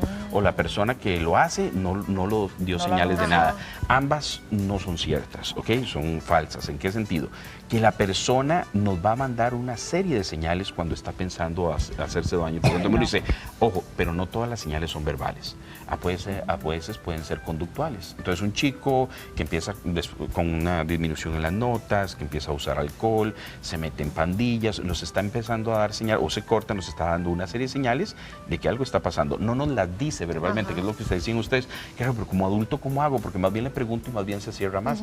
Sí, porque es todo un arte, ¿verdad? Hacer esa relación con el chico y que pueda empezarnos a decir. Ahora, la otra señal, no se van a ver señales porque la persona cuando lo decidió se hizo daño y se mató. Eso no es cierto tampoco. Normalmente la persona que piensa en eso lo piensa a veces por muchos meses, muchos años, ¿verdad? En muchas ocasiones, la mayoría del tiempo, y eso nos da tiempo de que si tenemos espacios de atención adecuada, lugares, clínicas, vean, hay una serie de estudios que hablan de que la persona que se suicida en el año previo a su suicidio ha visitado varias veces médicos. Pero los médicos de una u otra forma, obviamente en muchas ocasiones nos centramos en la parte física, me duele acá, no pensamos a veces por el tiempo, poco tiempo que a veces tienen en los servicios de atención, Claro. ¿verdad? De ciertos lugares, con poquito tiempo. Entonces, ¿qué problema empezar con la parte de salud mental? ¿Y cómo usted se siente? O pasar un test para ver si detectamos depresión y si normalmente en estos tests también viene la detección de prevención de riesgo suicida. Pero entonces, ¿qué pasa? Que obviamente por eso el entrenamiento hacia los profesionales, desde los profesionales en salud mental como los profesionales en salud, médicos, enfermeras, trabajadores sociales, obviamente psicólogos, todos, médicos, psiquiatras, va enfocada a que podamos preguntar adecuadamente, usar los instrumentos para analizar un caso y poder tomar decisiones y ayudarle a la persona lo antes posible. Doctor, cuando una persona, por ejemplo, se le diagnostica, ¿verdad?, que tiene cierta depresión, que puede haber cierta tendencia al suicidio, a esa persona en algún momento se le puede sacar completamente de ese estadio en el que está y que sea una persona completamente funcional, aquí nada pasó, o siempre va a tener que estar toda la vida como tratando de de nivelar o regular eso? Bien, eso es una maravillosa pregunta. En general pueden haber casos que sean más difíciles que otros, ¿verdad? Especialmente cuando ha habido mucho trauma, mucha violencia, cuando ese cerebro, por así decirlo, ha sufrido mucho a nivel de lo que ha vivido, ¿verdad? Sin embargo, la inmensa mayoría de los casos, yo se los puedo decir, ¿verdad?, que llegan al consultorio, que se le atiende adecuadamente, cuando la familia se involucra, cuando a la persona se le da tratamiento y cumple con la medicación, con el tratamiento y especialmente con el abordaje psicológico, que es sacar verdaderamente lo que me está afectando, lo que está haciendo insoportable para mí. Cuando la persona lo logra poner sobre la mesa y puede apoyarse con su terapeuta para trabajarlo y además la familia hace cambios positivos, vieras qué bonito es ver cómo una persona sale adelante. Y cómo a veces chicos que en la adolescencia nos dicen, doctor, yo vine aquí de esta y esta forma, y pues tal vez años después los vemos ya en su carrera como médicos, como abogados. Me recuerdo un caso muy interesante de dos chicos que lastimosamente perdieron a su papá por suicidio y donde vimos que había un trasfondo genético muy fuerte y donde ellos, a través de la terapia, de ver todo el proceso, ya son profesionales y van para adelante. Doctor, ahora que usted menciona lo genético, en ocasiones también, como lo emocional es intangible, no entendemos un poco qué es lo que está dentro de la persona. Y en ocasiones no diferenciamos cuándo es un tema emocional y cuándo también ya algo que requiere atención bioquímica. En esos casos, ¿cómo los podemos diferenciar? Mira, lo que vamos entendiendo cada vez más es que, por ejemplo, si yo voy a tomar tu celular, claro que un poquito para hacer un ejemplo. Entonces, vean, nosotros vemos este celular y ¿qué pasa si se le quiebra la pantalla? ¿Dónde lo llevan? Bueno, donde alguien que me ayude, porque esto es una computadora con el hardware, ¿verdad? De eso, con la parte dura, por así decirlo. Pero si me empiezan a dar problemas con las aplicaciones y otros aspectos, ¿verdad?, que no me enciende y todo, y pues voy al software. Bueno, entonces vieran qué difícil es, porque nuestro cerebro es una maravillosa computadora, pero algunas veces cuando pasa, que te digo, un accidente vascular cerebral y todo esto, pues vamos desde el punto de vista del neurólogo, pero el psiquiatra, el psicólogo, los que trabajamos en salud mental, trabajamos con ese software que está funcionando ahí, y eso involucra a veces aspectos físicos, como la necesidad de dar un tratamiento para equilibrar una serie de neurotransmisores, que es cómo funciona este celular, este cerebro por dentro, pero también la parte, porque somos más allá de solamente el cuerpo, ese cerebro, ¿verdad?, sino cómo lo interpreto, las emociones, como algo me afectó, como otra cosa, ¿no? Entonces, vieras que en general van de la mano, y ahí es donde, por ejemplo, motivamos mucho a que es el trabajo en equipo, ¿verdad? La recomendación que siempre les doy a las personas es sigan buscando hasta encontrar equipos que ojalá puedan trabajar el psicólogo y el psiquiatra en conjunto, donde puedan abordar esos dos aspectos, ¿verdad?, del software, del hardware, ¿verdad?, de toda esta parte que está pasando ahí a nivel cerebral. No, dale. Yo, si querés, yo cierro con la última porque creo que no la hemos comentado y entonces dale. ¿En qué momento llega el límite del psicólogo y pasa al psiquiatra en ese tipo Ellos de lo saben, ¿no? circunstancias? Sí, pero fíjate que yo no lo veo como un límite, yo lo veo como que la mayoría de los casos pueden verse beneficiados por el apoyo conjunto. Okay. ¿Por qué? Porque imagínense que viene una persona con una depresión triste y va a donde el psicólogo, lo cual, maravilloso que vaya. Pero normalmente los psicólogos también tienen que ver y pensar que a esa persona hay que hacerle algunos exámenes de laboratorio, tenemos que ver que no tenga una anemia, cómo está esa tiroides, cómo está, me explico, hay una serie de aspectos físicos que también nos pueden estar dando señales muy similares a la depresión. Por eso entonces un caso verdaderamente pues se aborda desde las partes físicas y la parte psicológica. Entonces yo recomiendo siempre pues la unión de estos dos profesionales, el psiquiatra y el psicólogo trabajando siempre en equipo, ¿verdad? Obviamente el enfermero en salud mental, trabajador social para trabajar con la familia, maravilloso cuando tenemos todo un equipo ampliado, pero en general la mayoría de los casos yo he visto y la mayoría de los estudios nos hablan de la mejoría que hay cuando abordamos la psicoterapia y en momentos, por ejemplo, de depresión de moderada a severa, la farmacoterapia también. ¿Okay? Y valorar el caso también en conjunto y en equipo. Sí, es que me quedé pensando porque hablábamos, por ejemplo, del perfil de, por ejemplo, de adolescentes o de chicos, bueno, que la mayoría tienen a sus padres o a tutores que se encargan de ellos, luego adultos que quizás tienen a su familia, ya sea porque eran padres de familia o una madre, pero ¿qué pasa a la gente que está sola del todo? O sea, que viven solos, que sus padres murieron, que sus hermanos o viven en otro país o no están, y amigos tienen pocos, porque creo que a veces nosotros, sobre todo como comunicadores, pensamos que quizás todo el mundo tiene una vida rodeada de gente, y la verdad es que una gran mayoría de personas no tienen red de apoyo, no tienen amigos, familiares, y a lo mejor alguien nos está viendo y dice, ven, nunca hablan de las personas solas, nunca hablan de los que estamos solos con esos pensamientos, Y sí, pues uno les diría, vaya a un médico, pero Claro. no sé qué tan simple sea. Sí, a veces es muy difícil cuando encontramos casos, ¿verdad?, que son de personas que no tienen una red de apoyo, ¿verdad?, adecuada. Vieras que durante la pandemia pasamos mucho esto de que pacientes de ahí iban a quedarse en su casa, ya no iban al trabajo, o trabajaban desde su casa solamente y no podían ver a sus familiares. Aunque no lo creas, vieras cuántas vidas salvaron las mascotas, ¿verdad?, los perritos, los gatitos, eso, estar al cuidado de ¿verdad? Entonces, porque nosotros somos seres sociales, Es definitivamente. Entonces, cuando trabajamos en una persona, ¿verdad?, desde la parte médica, psicológica, posiblemente también vamos a tratar de ampliar esa red de apoyo. Ok, bueno, no tengo familia, pero bueno, puedo encontrar un grupo de algo que a mí me guste. Que te digo, tengo una paciente que se involucró en el senderismo y entonces ahora su grupo de mejores amigos, las personas que todos los sábados nos vemos y yo me siento, ay, qué dicha, ya viene el sábado, ¿verdad? Voy con el grupo de senderismo o el grupo de baile. Actividades de las que ni siquiera hay que hablar tanto, si es una persona que del es verdad. todo no le gusta. Bueno, imagínate, ¿verdad? Pero empiezan a tener esa parte de amistad, de apoyo de otras personas, porque somos verdaderamente seres sociales. Gracias. Doctor, sabemos que usted también da talleres, que son Sí. importantes que los aprovechemos. ¿Nos comparte cuáles son los próximos? Sí, fíjate que bueno, estamos tratando de hacer todo un proceso de módulos de capacitación. Es un taller de abordaje, prevención y posvención del suicidio. Entonces los invitamos pues acá a acompañarnos.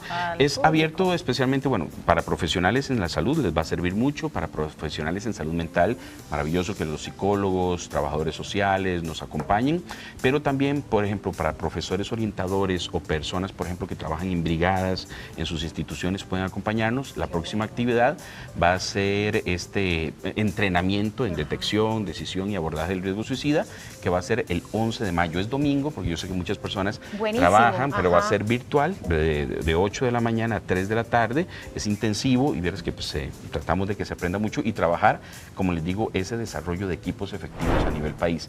Porque una de las medidas preventivas que mejor se dan a nivel mundial es cuando se detecta el caso a tiempo y se aborda al tiempo. Y eso es lo que estamos intentando a nivel de Costa Rica. También a nivel de la clínica vamos a estar dando varios cineforos como complementarios a estos talleres virtuales, que ahí sí es para hacer comunidad, conocernos, ¿verdad?, apoyarnos entre todos, porque vieran que como profesionales este tipo de casos normalmente no se pueden abordar solos. Tenemos que abordarlo a veces entre dos personas para apoyarnos unos a otros en el abordaje de un caso de este tipo, ¿verdad? Entonces, pues los esperamos. Esta última información. Doctor, de Qué verdad, provechoso. qué privilegio que tengamos esta conversación. Si alguien nos está viendo y dice, pucha, ya se acabó y no le pude avisar a esta persona, esta entrevista queda en nuestra página web de Diario Extra para que ustedes puedan ingresar, verlo y compartirlo y enviárselo a todo el mundo, porque es información valiosa que no caduca. Claro. Que creo Así es. que es atemporal, entonces la pueden utilizar pues ahora o más adelante. No, muy agradecido de veras por la invitación. Muchísimas gracias de todo Estamos para corazón, doctor. servirles. Gracias. Sí, y sabemos que hay muchas inquietudes también que pueden surgir, entonces, es verdad. ¿dónde pueden contactarlo, doctor? Bueno, pueden llamar a la clínica es Prosday, Humano Empresarial en Desamparados, al 2250-1508 o al 2259-1874 para citas. Y también pueden mandar un WhatsApp al 8887-1460. También pueden ingresar, y les agradezco mucho si ingresan al Facebook, psiquiatra.dr.campus. Ahí está la información tanto de la clínica como de también todos los talleres que vamos a ir desarrollando durante el año. Muy bien, ¿Estamos? muchísimas gracias. Muchísimas doctor. gracias. Muchas gracias a ustedes. Bueno, y vamos con un tema que tiene que ver mucho con la manera en la que disfrutamos tal vez nuestra infancia, pero ya cuando somos grandes como que los juguetes son un poquito más caros, dicen por ahí, ¿verdad? Si usted jugó con los Hot Wheels, recordará que esos carritos tenían una particularidad, que uno los ponía a brincar y a saltar. Imagínense los Monster Truck.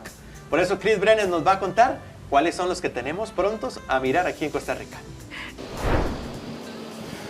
Muy bien, gracias compañeros. Sin duda alguna llegó la hora de conocer una actividad que yo sé que muchísimos costarricenses, y no solo los ticos, sino también el resto de Centroamérica va a poder disfrutar por primera vez, no solo en Costa Rica, sino en Centroamérica, porque a mis espaldas tengo una de las presentaciones más bonitas que vamos a tener del gran evento de Hot Wheels Monster Truck. Se va acercando para el viernes, sábado y domingo, 25, 26 y 27 en el Estadio Nacional. Sin duda alguna es un chuzo lo que tenemos acá, vean que es hasta más alto que yo y eso impresiona más, y sin duda alguna esta actividad va reunida con la emoción, la adrenalina de un espectáculo que llega al país con el Hot Wheels Monster Truck, que será un evento único para toda la familia, donde los juguetes están cobrando vida, una experiencia inolvidable de acción y de diversión que llegará a nuestro país, al Estadio Nacional, y como les decía, es la primera vez que se presenta un show de este tipo en Costa Rica. Esta tarde hemos hemos disfrutado acá con varios de sus pilotos y también con gente de la organización que está preparando toda esta gran actividad para el Estadio Nacional, brille y disfrute de una manera muy especial. Por eso está conmigo Bryce Poveda, él es el productor, es el que se sabe todo del evento. Bryce, muchísimas gracias, bienvenido a Llegó la Hora. Llegó la hora de invitar a todos los centroamericanos a disfrutar de este gran evento. Bienvenido. Sí, completamente. Este es un evento, primera vez en Costa Rica, no se lo pueden perder. Como se llama el show, Hot Wheels Monster Truck Love and Fire. Así que vamos a tener luces de neón, espectáculos láser, pirotecnia, no se lo pueden perder. Y no solo vamos a contar con los Monster Truck, también vamos a contar con el equipo de freestylers de Hot Wheels. Así que como sorpresa adicional, vamos a tener no solo carros, sino también motocicletas. Estaba observando también que van a tener dos secciones, Bryce, el Pre-Show Party y el Legends Backstage VIP Experience, que sin duda alguna son dos de las cosas que van a acercar muchísimo a la fanaticada de estos automóviles, de estos chuzos, como les digo yo, a vivir esa experiencia. Sí, completamente. En el Pre-Party, los más pequeños de la casa que compren su adicional, es un adicional que pueden adquirir, van a poder contar con los pilotos, con los trucks, se van a poder tomar fotos, van a poder estar cerca de los pilotos, les van a dar autógrafos. Y el VIP Backstage Experience, ese le va a dar acceso a la pista donde también van a tener Monster Trucks y van a compartir con unos regalos adicionales de parte de la marca Hot Wheels. ¿Cuántos automóviles, cuántos vehículos de estos podemos disfrutar aproximadamente este fin de semana del 25, 26 y 27 en el Estadio Nacional? Y tal vez adelantar algunos nombres, quizás, Bryce.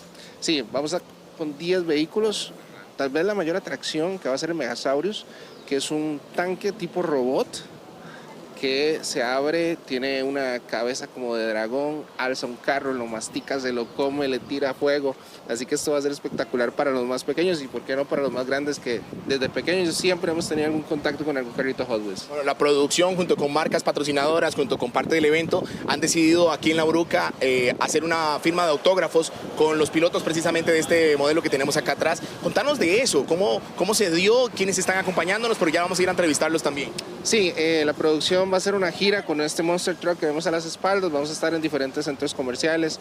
En todos los centros comerciales vamos a tener firma de autógrafos, venta de entradas, activaciones de las diferentes marcas. Así que aprovechen para que los tengan así de cerquita, que casi que los podemos tocar. Aprovechen todos los días en nuestras redes de plusentertainment.cr. Tienen todo el calendario donde vamos a estar. Grecia, Heredia, Cartago, San José, así que aprovechenlo para disfrutarlo. Hay una parte social de la producción que me encanta y es precisamente que van a tener la posibilidad también de llevar estos automóviles, este show, a los niños del Hospital Nacional de Niños. Bryce, yo te felicitaba porque tal vez uno está metido en la producción o está viendo un poco del evento y se olvida de esa parte social, de acercamiento con gente tan linda como también la del Hospital Nacional de Niños, y eso es muy bonito.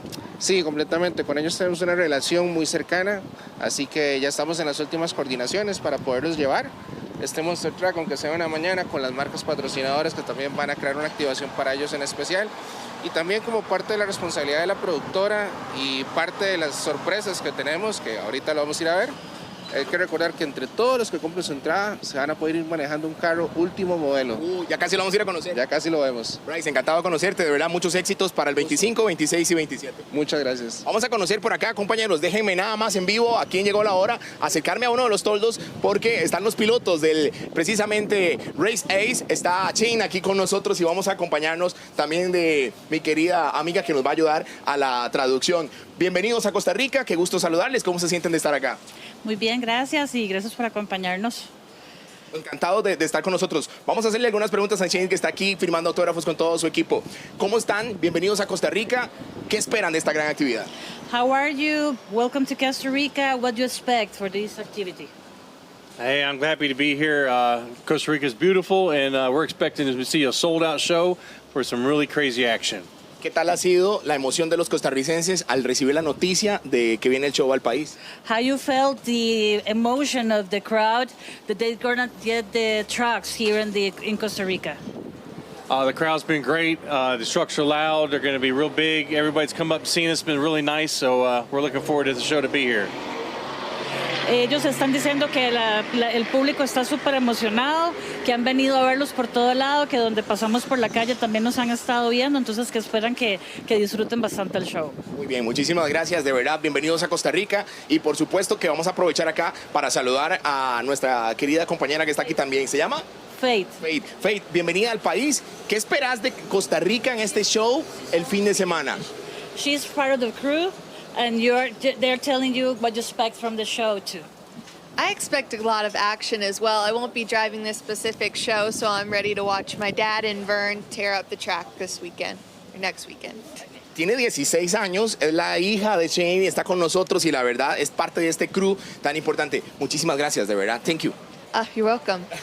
Muchas gracias, muy amable. Y vamos a nada más movernos un poquito acá para cerrar esta nota con este vehículo que está aquí precisamente, que déjenme comentarles que será el vehículo que se va a rifar entre todas las personas que adquieran las entradas a este gran show del Monster Truck Live que llega con Hot Wheels al Estadio Nacional, y sin duda alguna es otro chuzo que se podrán llevar, sí, con solo comprar las entradas, al comprar tu entrada para este Hot Wheels Glove Fire. De verdad que es una experiencia preciosa conocerlo, tenerlos de cerca, compañeros. Ustedes también están cordialmente invitados para que se lleven a toda su familia el fin de semana del 25, 26 y 27 a disfrutar el Estadio Nacional en un evento que por primera vez llega no solo a Costa Rica, sino también a Centroamérica. Desde acá, desde La Uruca, llegó la hora de conocer más de los chuzos y los carros que tendrá el Estadio Nacional para que toda la familia lo disfrute. Con un trabajo en cámaras de Gerson Quesada, esto es un reporte de Chris Brenes para Llegó la Hora. Muchas gracias, Chris. Bueno, todos hemos pasado por situaciones o momentos de la vida donde tenemos que terminar algo. Y la pregunta que nos hacemos es, ¿cómo logramos cerrar esos ciclos sin que nos cueste tanto? En Llegó la Hora hablaremos de lo que significa soltar, dejar atrás lo que ya no nos sirve o lo que bien ya no nos conviene y encontrar esa claridad para dar el paso a lo nuevo, porque cerrar ciclos no es perder, es ganar libertad. Hoy nos acompaña la periodista, escritora y coach Stephanie Campos para conversar de este tema que nos impulse, porque, bueno, terminamos semana, viene una semana de reflexión y también es importante analizar aspectos de la vida que requieren acciones. Bienvenida, Stephanie. Gracias, Dani. Un gusto estar con vos y el saludo para toda la gente que nos acompaña en esta hora. Definitivamente, aprender a cerrar ciclos, como bien lo mencionabas, es un tema de amor propio, es un tema de sanidad, es un tema, anteriormente ustedes hablaban mucho el tema de la salud mental, y creo que cuando no hemos cerrado ciclos nos quedamos estancados, nos quedamos paralizados y nos estamos perdiendo la oportunidad de disfrutar de muchas otras cosas, de nuevas historias, de nuevas personas. Por eso es tan importante este tema. Buenísimo. Bueno, y es que yo sé que muchos nos identificamos con ciclos que se cierran porque tomamos una decisión y otros porque de manera abrupta nos toca sobrellevarlos. En estos procesos donde tenemos que tomar esas decisiones, ¿qué elementos debemos considerar? Sí. ¿Qué recomendás? Claro, lo primero es que debemos de entender que esto es parte de la vida, es normal. O sea, no, imagínate que todos nos hubiéramos quedado en primer grado de la escuela o que todos nos hubiéramos quedado en el cole, ¿verdad? Definitivamente la vida es de cerrar ciclos y de seguir avanzando. Ahora, bien lo mencionas, hay unos que son de forma voluntaria, hay otros que la vida nos obliga. Sean uno, sean otro, esto se convierte en un duelo y va a haber un proceso donde cada uno de nosotros de formas diferentes, con base a sus herramientas internas, va a llevar este proceso. Ahora, lo que sí debemos de enfocar y trabajar es de que este ciclo nos lleve al avance, porque Dani, muchas personas no lo logran cerrar, ¿verdad? Entonces, como que lo cierran, pero le dejan una endijita. Entonces, es como que si un vasito tuviera un huequito y por ahí se sale el agua, ¿verdad? No logramos concretar.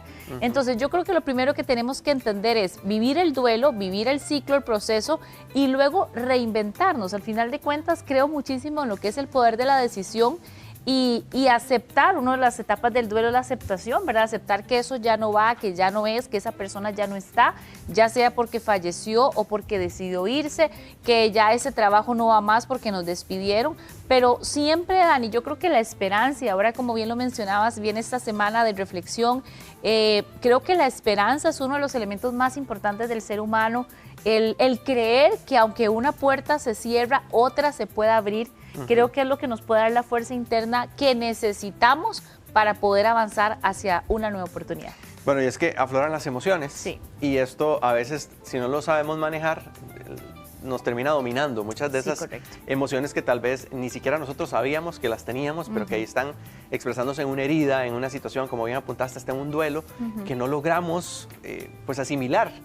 ¿Qué recomendarías también en el caso de una situación como esta, para uno ser consciente y empezar a sanar? Porque yo escucho historias a veces de gente que pasa el tiempo y lo que dice es que yo no perdono a esta persona o lo que me hizo fulano y de repente lo oís y si no es que llora es que se enoja.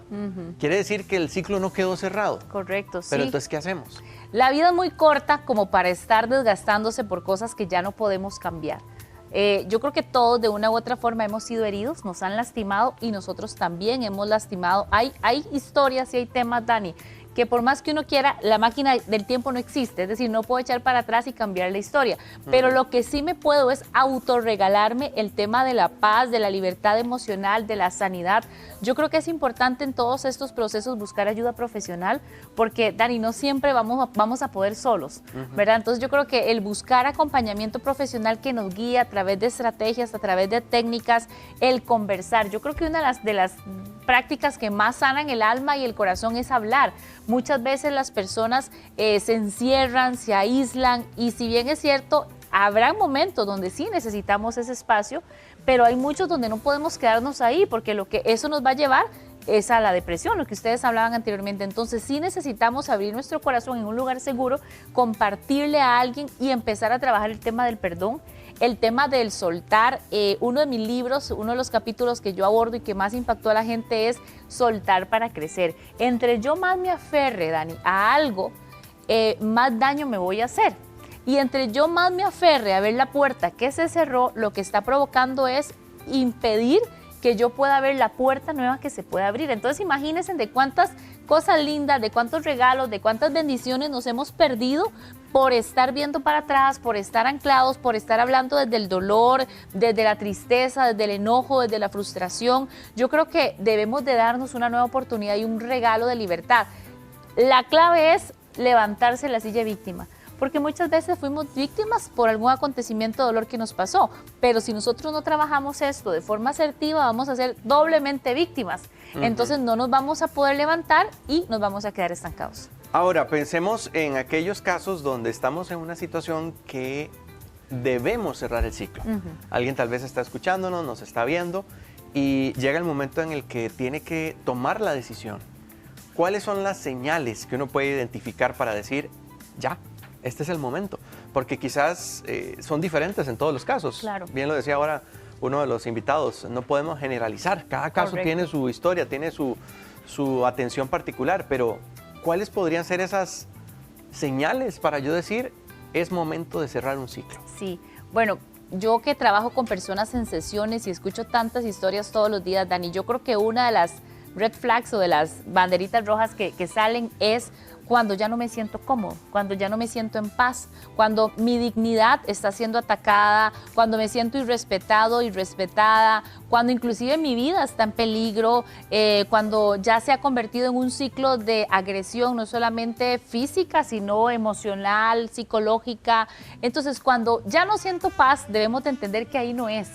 ¿Por qué? Porque la vida, como lo decía ahora, es muy corta, es muy frágil, es muy sensible para estar en un lugar donde no somos valorados. Entonces yo creo que una señal que nos indica claramente que necesitamos movernos es el tema de que ya no soy feliz. Hay relaciones, Dani, y uno lo ve con las personas y lo vemos mucho en sesiones. Cuando hay una relación, por ejemplo, llevémoslo al plano sentimental, y hay una relación, lo que hoy comúnmente escuchamos, una relación tóxica, y esta pareja me succiona la energía, la fuerza, pierdo el brillo. Yo he visto personas en un antes y un después de tomar una decisión de cerrar un ciclo de una pareja que no era una relación saludable, y he visto su cambio hasta a nivel físico.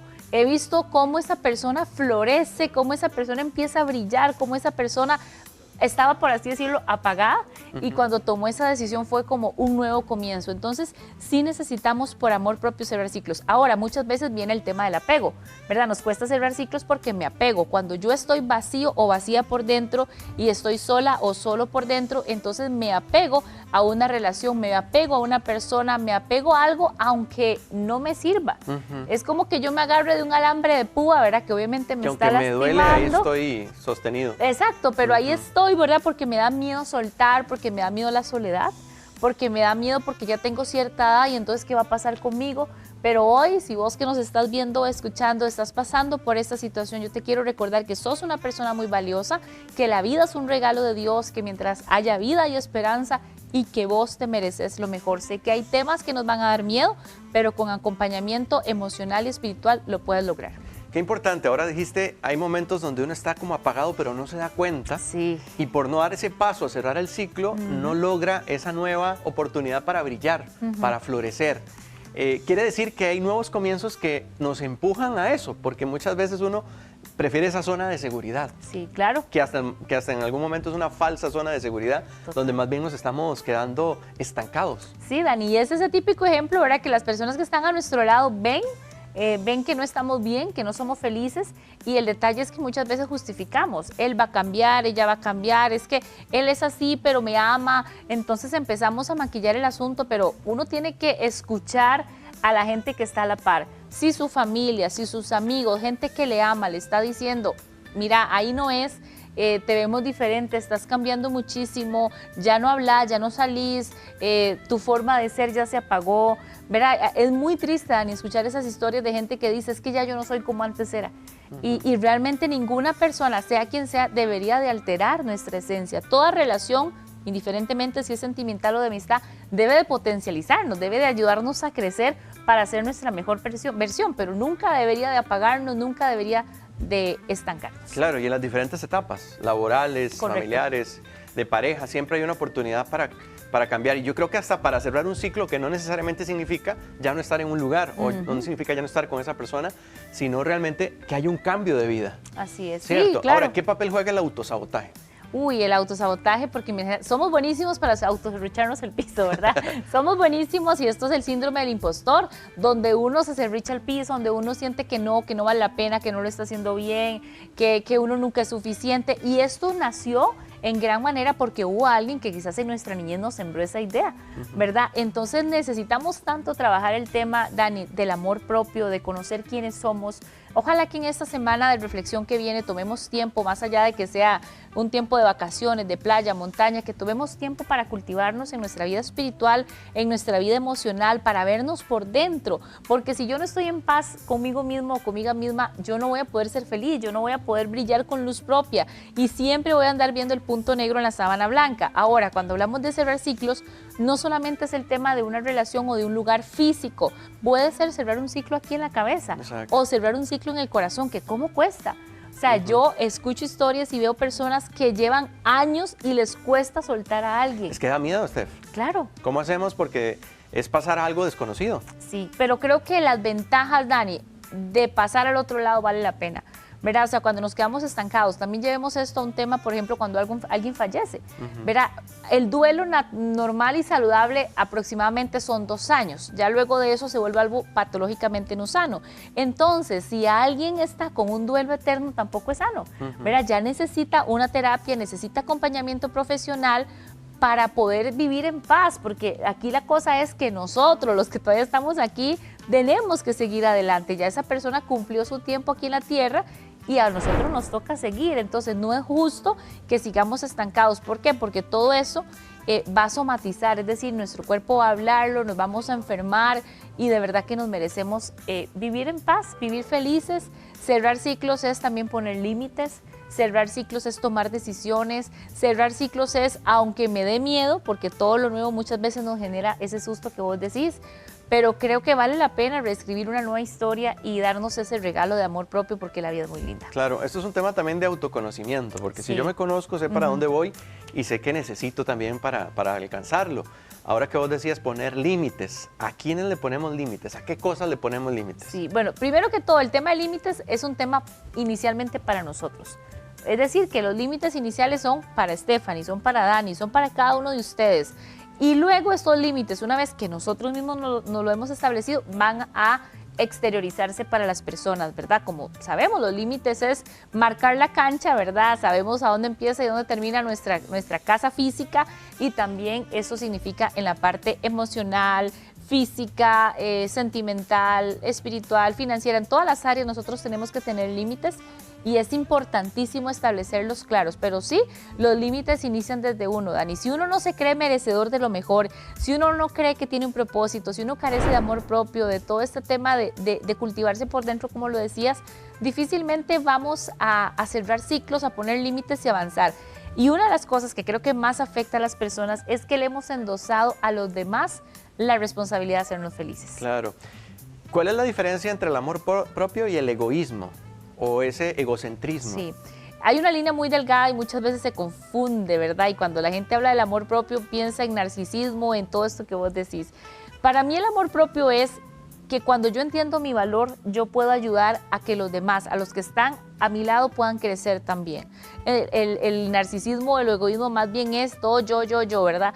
Pero el tema del amor propio es fundamental para hombres, mujeres, no importa su edad, siempre es importante que podamos potencializar ese valor. Creo que el amor propio va mucho con la valía personal, pero también para hacer grande a los que están a nuestro lado. Sí, porque muchas veces dependemos de lo que nos digan alrededor. Correcto. Para creernos capaces de. Exacto. Y hay que empezar a cultivar de manera personal ese autoconocimiento y esa formación de que podemos alcanzar muchas cosas. Porque, por ejemplo, yo uso mucho tu historia, Steph, o Stephanie, ¿verdad? En este caso por entrevista, pero es que le tengo confianza. Como escritora, me imagino que para vos también fue un desafío decir, ¿podré o no podré? Porque hay muchos buenos escritores alrededor. Correcto. ¿Podré o no podré ser un buen profesional? Sí. Muchos se preguntan eso, o sea, ¿de dónde puedo yo encontrar mi potencial? Pero no nos hemos descubierto internamente. Sí, bueno, eso que vos decís, Dani, es lo que pasa, no sé otros autores, pero tengo que confesarlo acá. Cada vez que voy a lanzar un libro, gracias a Dios, tengo 6 ya, y estos libros son a nivel internacional, están en toda Latinoamérica y en Costa Rica. Gracias a Dios siempre ha sido una bendición y han sido un éxito, pero no te miento, cada vez, porque cuando uno entra aquí a esas librerías grandes que hay en nuestro país, usted ve tantos libros, ¿verdad? Y yo siempre que voy ahí busco mi libro. Ahí están mis libros y es como la mamá orgullosa, ¿verdad?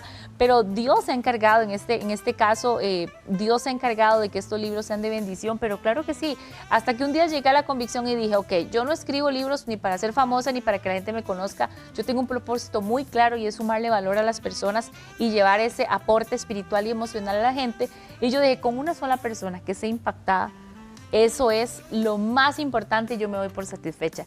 Pero sí hay que luchar con el tema de seguridad, hay que luchar con esto que vos decías de que nos serruchamos el piso, de qué pasa si a la gente no le gusta, qué pasa si el tema no es relevante. Pero yo creo que todo lo que uno haga desde el corazón y con una esencia correcta, creo que Dios lo bendice y todo avanza. Así es, y hay que cerrar un ciclo para empezar otro nuevo. Totalmente, porque imagínate que vamos a leer un libro y no pasamos de la página 1, no llegaríamos a las conclusiones. No logramos disfrutar ese final. Exacto. Que por cierto, ¿dónde pueden seguirte y conocer más de tus libros y lo que haces? Claro que sí, bueno, en redes sociales estoy como Stephanie Campos Coach, ahí están toda la información de mis libros, de las sesiones que también acompaño a personas con estos temas y me pueden escribir al WhatsApp 64740064, 64740064 o en las páginas Stephanie Campos Coach, estoy para servirles. Bueno, vos sos de cocina, ¿te gusta cocinar? Más sí. o menos. No Mira, es tu fuerte. No es mi fuerte son otros, pero... Pero sí te gusta la buena comida. Sí, eso sí, comer sí, eso sí, yo soy la que acompaña al que cocina. Bueno, luego de la pausa vamos a conocer cómo preparar un pollo al curry. Ay, qué rico. ¿Te parece Vámonos, si vamos a tomas aprender. nota? Claro que sí. Bueno, vamos a nuestros anuncios y ya venimos con más de Llegó la Hora.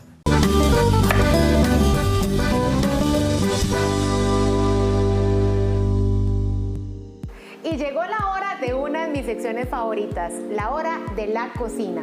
Hoy venimos con una promesa muy especial que es una receta súper fácil con cosas que tenemos siempre en casa. Y para eso nos trajimos hoy a nuestro amigo, el chef Pedro Venegas. ¡Bienvenido! Hola, ¿qué tal? Muy feliz, muy contento de estar acá. Manos al sartén. Claro, bueno, la receta de hoy, la idea es que podamos aprovechar ingredientes comunes, ¿verdad? Vamos a utilizar pollo, vamos a usar vegetales, algunas especias y condimentos que pueden ser variables, pero yo les voy a dar una sugerencia el día de hoy para que hagamos un tazón de pollo al curry, perfecto como para cenar, una cenita compartida, bien deliciosa, lindos colores y muy nutritiva, súper importante. Démosle. Yo aquí ya tengo un poquito adelantado un proceso, pero les voy a explicar de los ingredientes que utilizamos. Empiezo con cebolla, aquí los tenemos en imagen, cebolla, jengibre y ajo, eso es mi base vegetal. ¿Verdad? Eso sí lo tengo. Sí, buenísimo. Generalmente no falta en ningún refri, ¿verdad? En una alacena siempre tenemos. Entonces, esa base lo que vamos a hacer es finamente picarlo y lo vamos a sofreír en un sartén con un poquito de aceite vegetal o mantequilla si quisieran, pero aceite vegetal está perfecto. Partiendo de ese sofrito, voy a ir liberando aquí un poquito para que vean porque huele súper rico, huele ¿verdad? Increíble. Los aromas son bien potentes, es bien contundente el aroma que tiene. Y una vez que ya sofreímos la cebolla, el ajo y el jengibre, utilicé mi mezcla de especias y de condimentos que hoy yo les sugiero: cúrcuma, les sugiero también polvo de curry, que son los dos amarillos que tenemos, les sugiero comino y les sugiero paprika o pimentón. Pero esta mezcla puede variar y adaptarse según la necesidad y según los ingredientes que tengan en disponibilidad. Podría incorporarse canela, podría incorporarse nuez moscada, clavo de olor, jengibre en polvo si quieren reforzar la nota del jengibre, pero la idea es agregar una especie de bomba, le decimos aquí, ¿verdad? Para una vez que ingresamos con los ingredientes y deshidratamos, pues la mezcla se va a transformar en algo como se puede ver ahí, es como una pasta, ¿verdad? Esta pasta deshidratada me llevó alrededor de 7, 8 minutos. Hay que chinearlo. Pues en realidad la dejé solita tapada. Okay, ahí se fue haciendo. Yo en este caso escojo un mortero, pero puede ser un procesador de alimentos. Si no tuviéramos, ¿dónde podemos comprarlo? Pues en el mercado o en tiendas de alimentos y bebidas sin problema, ¿verdad? En este caso a mí me gusta como el acabado artesanal que me da el morterito, pero perfectamente podría ser en un procesador. Ah, ok, perfecto. Esta mezcla lo que hacemos es simplemente machacar, moler, pero esto no tienen que hacerlo ya, pueden tenerlo así listo. ¡Ah, qué bien! ¿Verdad? Esa es la idea. De hecho, esto puede ser un paso de hace unos días. Yo la tenía en refri, 1 o 2 semanas en refri, se les puede conservar esa pasta. Perfecto. Lo importante es en ese machacado, en ese triturado que hacemos, hacer bien homogéneos los ingredientes para que tengamos la pasta base. Y con eso vamos a sazonar nuestro pollito. Pero paso ya. Por favor, te agradezco. Vamos a levantar temperatura en ese mismo sartén que yo preparé la pasta de curry. Si ustedes ya la habían hecho con anticipación, un sartén limpio, caliente. Ese es el paso número 1. Exacto, yo no quiero perder ese sabor, por eso estoy usando el mismo, ¿verdad? Entonces, a partir del sartén caliente, alta temperatura, es muy importante para cuando hacemos sellados, ¿verdad? Que ocupamos buen calor. Vamos a levantar la temperatura al máximo y vamos a partir de pollo, que es pechuga de pollo en este caso, sin piel, muy poca grasa, es muy magra, y la vamos a cortar en cubitos o trozos. Secreto, entre más grande lo corten, más va a demorar en cocinarse. Entre más homogéneo y pequeño el corte, vamos a acelerar un poquito el proceso de cocción. Una vez que levanta temperatura, yo les digo, es 1 cucharada de aceite, no es demasiado. Lo importante es distribuir bien la materia grasa, ¿verdad? Ya levanta el jengibre, ese es el secreto. El jengibre es súper aromático.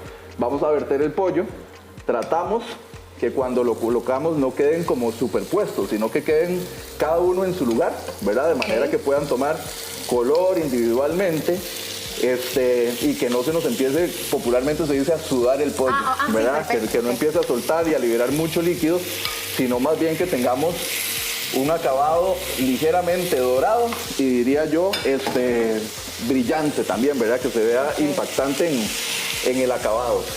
Este sellado nos puede demorar aproximadamente unos 3 minutos por cada lado, pero vamos a tratar de hacerlo. ¿Cómo sabemos cuando ya está? Pues te voy a mostrar un poquito el color, ¿verdad? En este caso vas a ver cómo empieza a tomar como esas notas marrones, el olor empieza a oler también como a caramelización de azúcar, y como hay condimentos en el fondo, pues está levantando mucho aroma. No es importante en este paso cocinarlo por completo, es solo darle color. La cocción completa viene ahorita que agregamos los elementos líquidos. Vamos a tener leche de coco, vamos a tener caldo de pollo, y en ese proceso de cocción, hervor y reducción es donde vamos a hacer la cocción del pollo con unos vegetales que normalmente siempre tenemos. Hoy yo escogí utilizar brócoli, zanahoria, chile dulce y cebollino, pero si tienen zucchini, viene súper bien, perfecto. Si tienen chiles de colores, amarillos, anaranjados, esto le va a dar una gran variedad. O si quieren coliflor en lugar de brócoli, pueden hacer ustedes su variable. Chayote. Perfecto, queda increíble, súper bien. Mi recomendación lo mismo, córtenlos pequeñitos y finos, porque así vamos a tener cenas más rápidas y no tenemos que esperar tanto tiempo en estas cocciones largas, ¿verdad? Entonces va a agilizar. Esa es una clave muy importante. Muy importante. Es muy importante si queremos agilidad, velocidad, ¿verdad? Entonces, este pollito que ya va oliendo rico, ¿verdad? Voy a hacer mezcla para que vean la diferencia ya de los colores. Si ven ahí, ¿verdad? El acabado. Este acabado es muy importante, porque eso marca la diferencia en el sabor final en boca. Un pollo que es hervido no va a tener el mismo sabor y contundencia y potencia que un pollo que se selló primero, como este que estamos haciendo. Entonces, no sabía. Eso es un buen secreto también. Químicamente es una reacción, se llama reacción de Maillard, eso en técnica culinaria, ¿verdad? Pero tiene todo un propósito, que es dorar el pollito para caramelizar azúcar. Eso que vayan anotando, porque son cosas que no se pueden olvidar. Muy importante. Este pollo, que ya está en este proceso de sellado, vamos a incorporarle vegetales y vamos a incorporarle leche de coco y vamos a incorporarle caldo de pollo. A partir de esa mezcla, posterior al sellado, lo podemos tapar y son 7 o 8 minutos de cocción y va a estar la cena lista. Lo único que vamos a rectificar es punto de sal, punto de pimienta y por supuesto nuestra pasta de curry, que es el elemento clave para la receta de hoy. Yo de anticipación ya tenía esto aquí en mi frasquito, lo pueden tener, como les dije, 1 a 2 semanas en refrigeración sin ningún inconveniente. Y ahora es el momento, cuando ya tenemos el pollo sellado, es el momento de incorporar. Aquí yo les diría al gusto, está tan rica que yo le pondría 2 a 3. 2 a 3 cucharadas para esta cantidad. Que no tengan miedo. Sin miedo. Si les gusta el picante, como a mí, yo le incorporé un chile, que ese chile se los dejo a elección. Puede ser un chile panameño, puede ser un chile jalapeño. El chile picante de su gusto, pueden sustituirlo hasta por chile mojuelas. Le viene súper bien, las hojuelas de chile quedan muy bien. Y ahora sí, con esta pasta de curry vamos a incorporar con el pollo y se va a potenciar todavía más el aroma. Esto nos va a ayudar al color también. Y ahora sí, los líquidos. Les dije caldo de pollo y les dije leche de coco. Esto de cocinar también tiene que ver mucho con los sentidos y el sonido aquí es importante. Entonces, cuando yo agrego el líquido, el sartén me va a hablar un poco, porque me va a decir con ese sonido un poquito del proceso de cocción que viene ahora, que es agregar calor húmedo. Leche de coco a continuación, junto con el caldo de pollo. Aquí ustedes pueden medir la cantidad, lo importante es como cubrir al ras el pollo, para que todo tenga superficie de cocción y se cocine homogéneamente, ¿verdad? Definitivamente la leche de coco es un factor a favor porque va a dar demasiado sabor, riquísimo, muy fresco. Y muy diferente. Muy diferente, también. ¿Verdad? Esta receta, sin duda, la leche de coco es un ingrediente esencial que combinado con el caldito de pollo va a dar volumen para cocción, pero si no tienen caldo de pollo, el agua está genial. Lo que necesitamos es dar volumen. Así como lo ven, lo que me queda es incorporar los vegetales, que yo ya los tenía cortados, y por ahí voy a adelantar un puntito de sazón. Yo le voy a decir un par de pizcas de sal, una pizquita de pimienta, y literal incorporo mis vegetales, que como están cortados en chiquito, pues serán de rápida cocción. No hay ningún inconveniente en dejarlos así de fácil, tapados, 6-7 minutitos, y ya vamos a ver el acabado de la receta para acompañarlo con un arrocito blanco recién hecho y cenar delicioso. Se ve increíble. Pasados 7 minutos, 8 aproximadamente, llegamos a tener este resultado. ¿Qué ha sucedido? Se han cocinado los vegetales, se ha terminado de cocinar el pollo, se ha reducido la salsa y tenemos ahora pues esta mezcla llena de sabor, muy potente, llena de aroma, con muchos vegetales de colores muy nutritivos, buena proteína, y no puede faltar para acompañar pues un arrocito que está igual recién hecho, calientito.